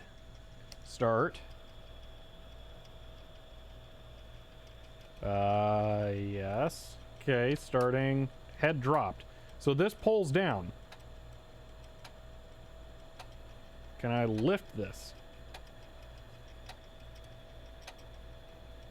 I have to try a lot to lift that. Okay.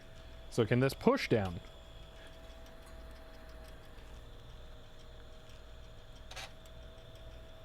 I can push that down. I cannot push that down. So, is it because of that? Okay. This is the solenoid not activating for some reason.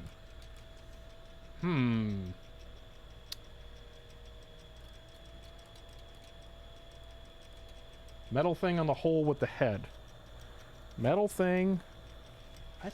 Metal thing with the hole in the head. Yeah, this. The spring. Yeah, I know. I see what you mean. They're kind of aligned in the same way. I don't know if it needs it to help. Let me get that out. Let me feel the boom, boom.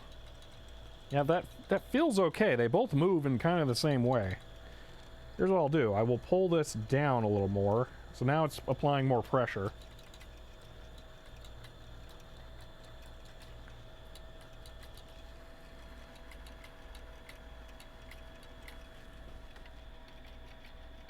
I don't raise the bottom head.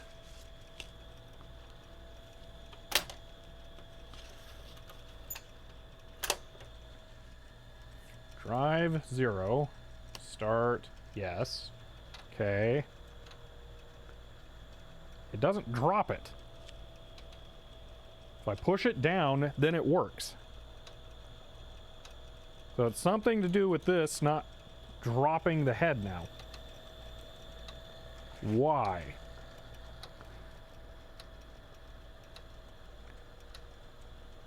I don't think it's the spring. I can push more on the spring and it doesn't do anything. It's this. Why is this not going? Let's see. I know the head loading can be configured to use a dedicated signal instead of the drive select, but once you had it working before, I doubt it's misconfigured. Yeah. So it's something to do with the solenoid not triggering, I think.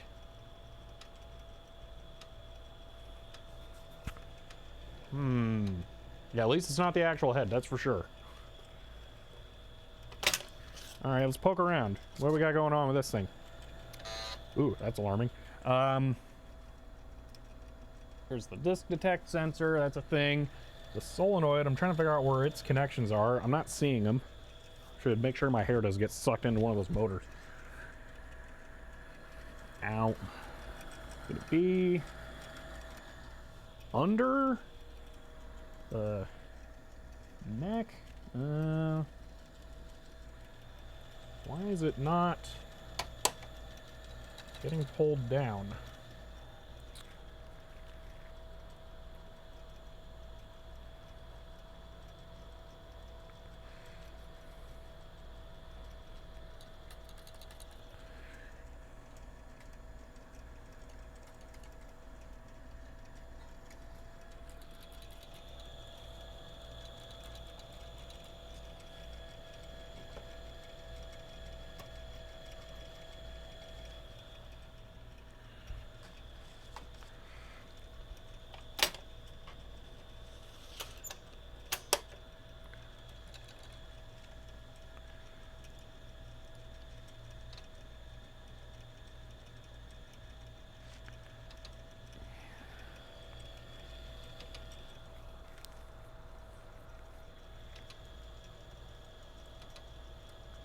it takes a fair amount of force still to push it down, so it's not like it's trying and it's weak. It's like it's not being activated at all.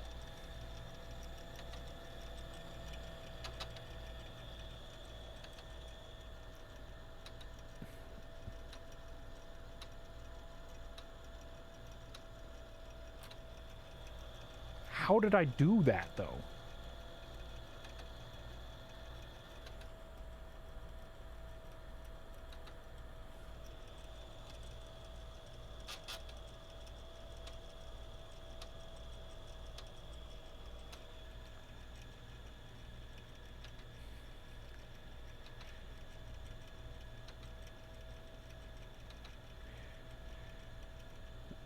Let's see, maybe something happened when you rerouted the cable, which was in the way. I don't think so.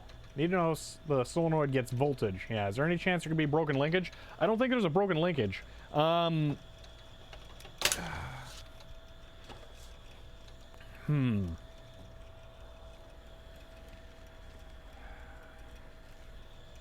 if I turn this off and poke around down below? What does that look like down there?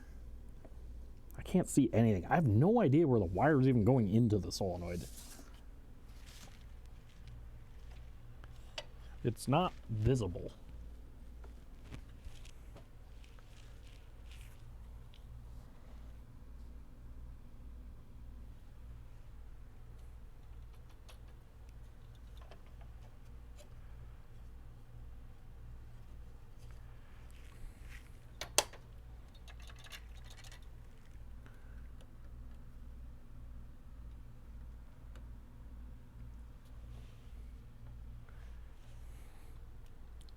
So there's zero chance you'd be able to see with the GoPro. Way down in there between, yeah, kind of right there, that little bit of red right there, that's under the bottom side to the solenoid, I think. But I can't, yeah, I think I see that going up into there. I don't see how I could have touched that at all.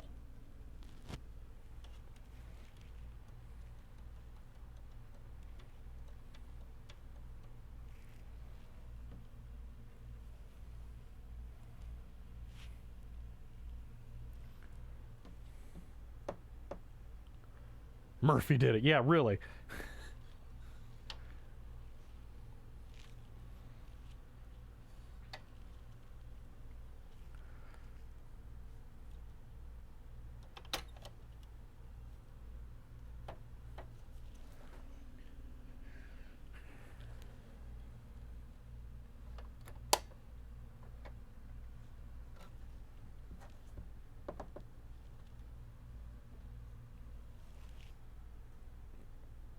This is the downside to having a massive cast steel chassis, or pot metal, whatever it is. It's probably aluminum, actually. It's that I can't, like, easily get through stuff, because you can't just disassemble it. It's all there. Is it magnetic? No, aluminum.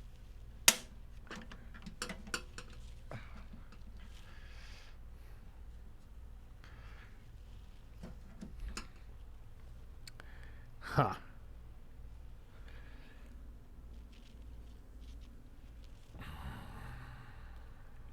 Man, that's annoying.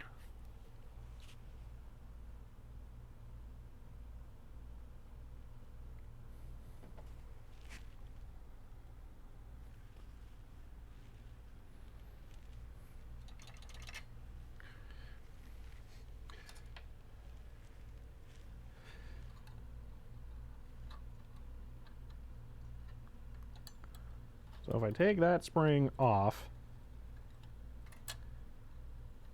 I gotta be careful. I don't want it to let go on the other end. Then it will drop down. So I could permanently drop the head. I don't really like that, especially since everything's running like all the time.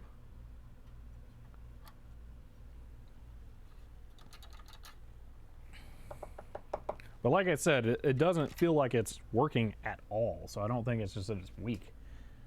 But I don't see how it's doing anything.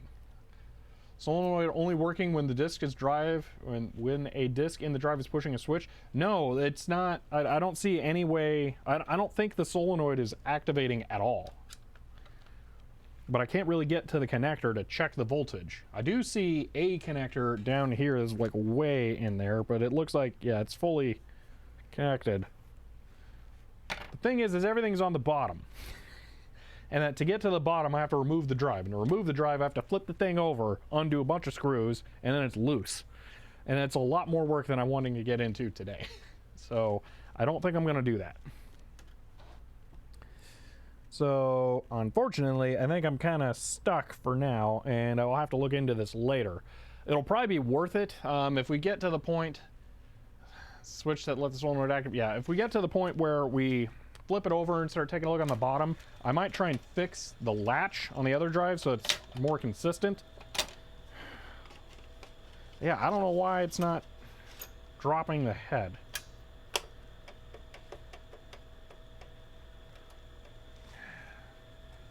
Start. Yes.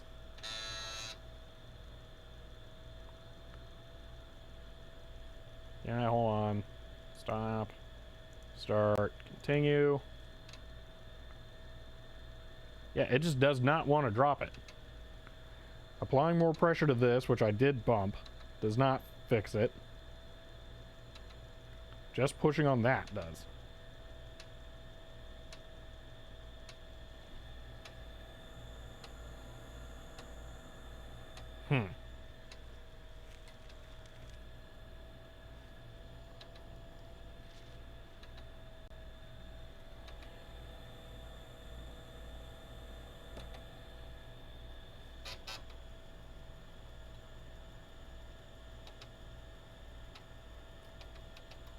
And if I reduce the impact of that spring,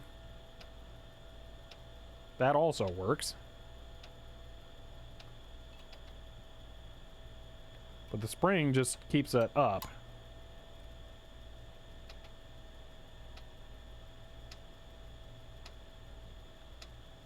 Man, that's really weird.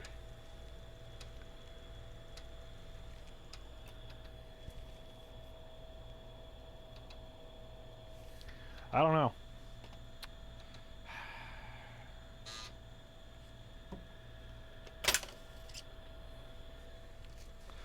I think we're gonna have to take it apart, flip it over, figure out where the wires to the solenoid are going, checking them, looking for voltage.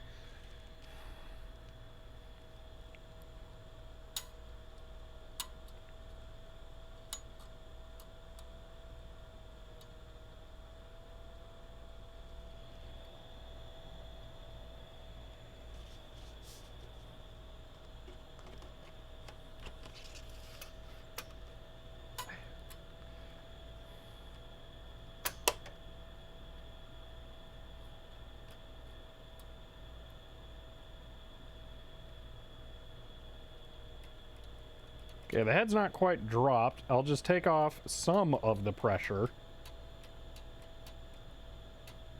Let's see if it even tries to drop the head the rest of the way.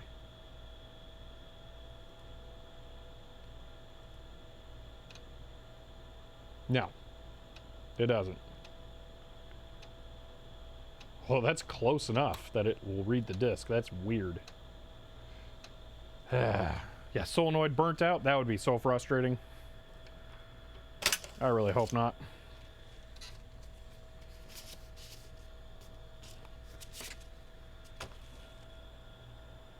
Huh. Well, at least since it's dual drive, I can take a measurement here and then a measurement there and have a good known working one to compare against it with it immediately.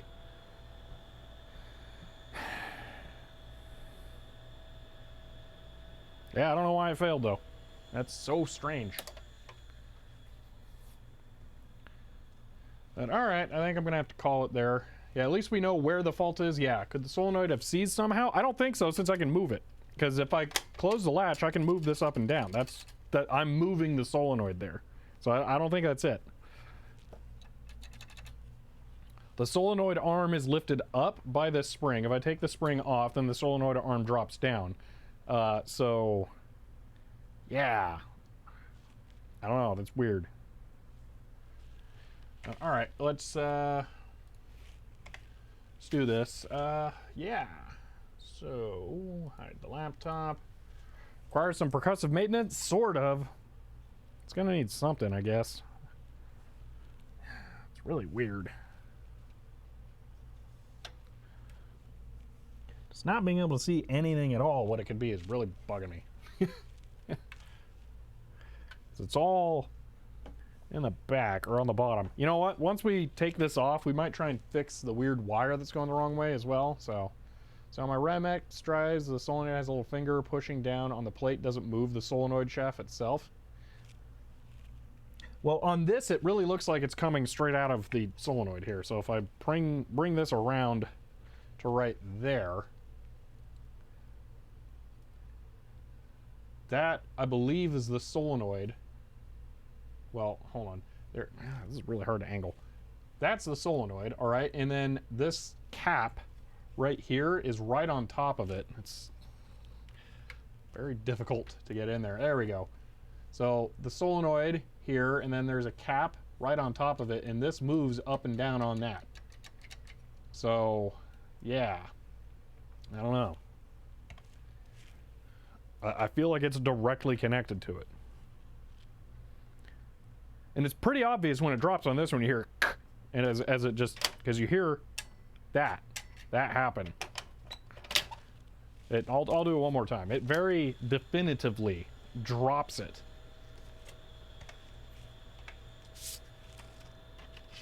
So latch down, and you'll watch this will fall very definitively when it starts.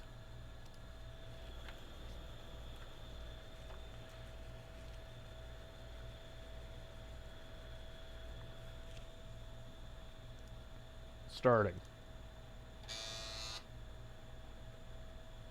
Let's set it to the correct drive. Wait, that was the correct drive. That was 1. What? Start.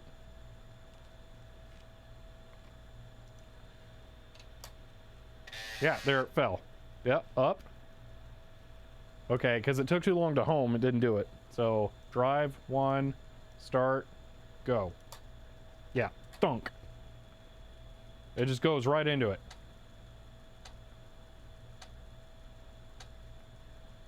Yeah. Stop, and then it'll raise. And it will home. Yeah. Weird. Yeah, so we're gonna have to look into where that's connecting, whether it's getting voltage. Tay-Tay, no problem. I'm wrapping this up here. So yeah, we're gonna have to. Handrail seems to go past the solenoid. Yeah, it does. It's possible we bumped it. I don't know. I don't think so, but it'll be worth looking into. Get this out before I turn it off and nuke the drive or disk. So yeah, there will be stuff to check out, but yeah, it's gonna have to be a time maybe tomorrow, I guess. We'll tear this thing apart again. Man, that's a lot of work for just 2 drives. Jeez. So yeah, I guess tomorrow we'll take these out, take a look at the bottom, see if we can figure out what's going on with the solenoid. Yeah. Problem solving interesting too, so only loss of time. Yeah, I would prefer to get into the archiving, and I have other stuff I want to do as well. So we're not going to be doing all archiving all the time here. We actually have to get started on getting things done as well. So curious. Those are all cold to the touch. Those are doing good. Hope it's standard solenoid so you get a new one if it's bad. Yeah, and I think I can just detect it should be shorted across the solenoid, and if it's not, then it probably burnt out. It roasted the coil. So I'm guessing I can do that as a test to see if it's working. So yeah. Well, all right. Have some plans. Know what we're doing tomorrow now. Gotta fix the floppy drive. I don't need it to work. It's just the one that has the better latch. It's easier to use. It ejects correctly. Like, there we go. Yeah. Yeah. Ugh. Makes me hesitant to try and clean the rails on the other one, so it'll move more freely. So, yay. Yeah, we got a bunch of stuff archived here. How many discs did we do? Discount dutil and mail merge. We got 6 discs backed up. That's not a lot when we have like 500. 1% done. Yay. But we did a lot of other stuff too. Got a bunch of documents scanned as well, so making progress. Yeah, just gonna be a lot of work and I guess continuing maintenance on things. I was not expecting that, but I guess I should have. These things don't work forever. So, did you get paperwork for these? Unfortunately not, but BitSavers does have a service manual for these online. That's how I was able to know what the acceptable ripple voltage is for them. So I do have access to the manuals. I just don't have physical copies of them. So we'll have to look at the PDFs for that, but we should probably be able to get them working. And the other thing is for something like this, having the working example next to it will make it easier to diagnose. Probably just flip it over, leave them all connected, and try and use them. Well, actually, the manual does explicitly state you should not use them upside down. Which is interesting because that probably means that this can't drop when it's upside down. So that might be why. But yeah, we can try running it upside down and see what the voltages we get to the solenoids are. Or maybe on their side. You can run them on their side. So yeah, actually, will they... Yeah, I bet those cables are long enough. We could put them one next to the other. So that'll probably work. We can do that.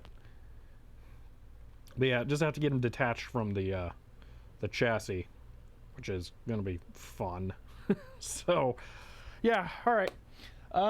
This was a productive stream, sort of. Just had some wheel spinning at the beginning, and whatever weird issue crippled the audio. I'm not really sure what happened there. Maybe just a strange network bug got my signal routed through something bad. I don't know. Maybe the computer was doing something. I don't know. We're getting closer and closer to solving the computer problem, at least. So that'll be fixed soon enough. But yeah, I am happy to have got some disk imaging done. It'll be different once we get the grease weasel in, hopefully today. And figure out how that works. Really looking forward to tomorrow's 9-hour stream marathon. No, we're not doing a stream that long. That's not happening. Especially not when I'm doing something that's physically intensive. That's the other thing. These long streams are kind of exhausting. So yeah, we're gonna be over 4 hours now because I'm pretty sure we did an hour for the first one. So yeah, disappointing we didn't get this fully resolved. So I don't know. Did get the head unstuck. So yeah, let's rack up the successes here. We got the head unstuck. That's a thing. We may have broken the solenoid, although I don't know if we did. Or it just happened accidentally. So head unstuck. Got some discs scanned. I don't know why I'm having such trouble saying that word. But yeah, no seat, just standing. I do have a wooden stool back here that I sit on. So it's kind of hard to tell. That's sitting, that's standing. Very minor difference. If you don't see me actually sit, you may not notice it happen. So I do sit, but it's not like a comfortable seat. I don't have a backrest or any of that stuff. So it's like half as good as a comfortable seat. So yeah. Yeah, hopefully no stream problems tomorrow. Yeah, definitely. I'm not sure if we're gonna accept the scans we did today of the documents. I'm gonna have to look at how bad the D-skew is on the couple of pages that we scanned that aren't copies of copies, and hopefully those look better, but if they're bad, then we're gonna have to redo that too. So yeah, this was a mixed success day, but yeah, I feel like we did get some good stuff done. I feel like you get a high sitting office chair, something designed for stuff like that. The Get a Gamer chair sponsor, it's not needing a chair. The problem is how high up I have to be to work on this stuff. Because like this kind of thing where I'm trying to figure out what's going on with the head, I need to be able to lean over with it, and that means I have to be standing. So a standing chair with a back is kind of useless. I've had them in an environment like this. You can't, because you're so high up, you just can't lean back because the whole thing will just tip over. So really no back is the way to go. But it also just means that it's exhausting. There's kind of no way around it. It's just tiring. That's the nature of working in an environment that's raised up like this. That's why you don't have 30-inch high well, actually 36-inch high desks because it's just not comfortable with the chair and how stable the stuff is. So yeah, it's worth the trade-off. Don't worry about it. It's fine. Even a more comfortable stool, I don't prefer. I like the hard stool. It makes it just easier to manage. So, but yeah, I feel like we did some good stuff. I'm just gonna have to do more work tomorrow, and I gotta take home one of these keyboards and write a profile for it. So, got a lot of work to do still. Oh man, today's stream was interesting. Thank you all for sticking around. This was a lot of fun. Let's go ahead and run the outro. The printer thing went, and I need to film a printout for June, it looks like. You missed most of the stream, so you only got to see the Windows break. Oh man, I'm sorry about that. But yeah, thank you all for hanging out. This was not quite how I expected this stream to go. So definitely have some things to do still, and some more bugs to iron out on both the disk imaging and the document scanning. It seems it's a little annoying since I just did the video about the two of them, but really the premise is there. I'm getting started. I am moving forward, so we'll figure it out. I'm pretty sure we can have everything working by the end of it. Thank you, JJ. So we'll figure this out. One thing I didn't mention, I am really close to getting a proper book scanner, I think, through sponsorship. I don't want to give any more information just in case it doesn't work out, but I think either tomorrow or maybe Monday I will hear back from them on whether or not it's going to work out. So I think it's actually going to happen. It's just going to be a video that'll be a sponsored video where I'll have to review it, but this is kind of what I need to do anyway for it. So yeah, I don't see that being a problem. So probably going to do a sponsored video for reviewing a book scanner at some point here. So we'll see how that goes. But yeah, thank you all for hanging out. If you enjoyed this as a YouTube video, you might want to subscribe. If you enjoyed it as a stream, you can follow. If you want to help support what I'm doing here, you can find me on Patreon, buy a shirt, sub on Twitch, lots of ways. But that is it for now, and I will see you next time.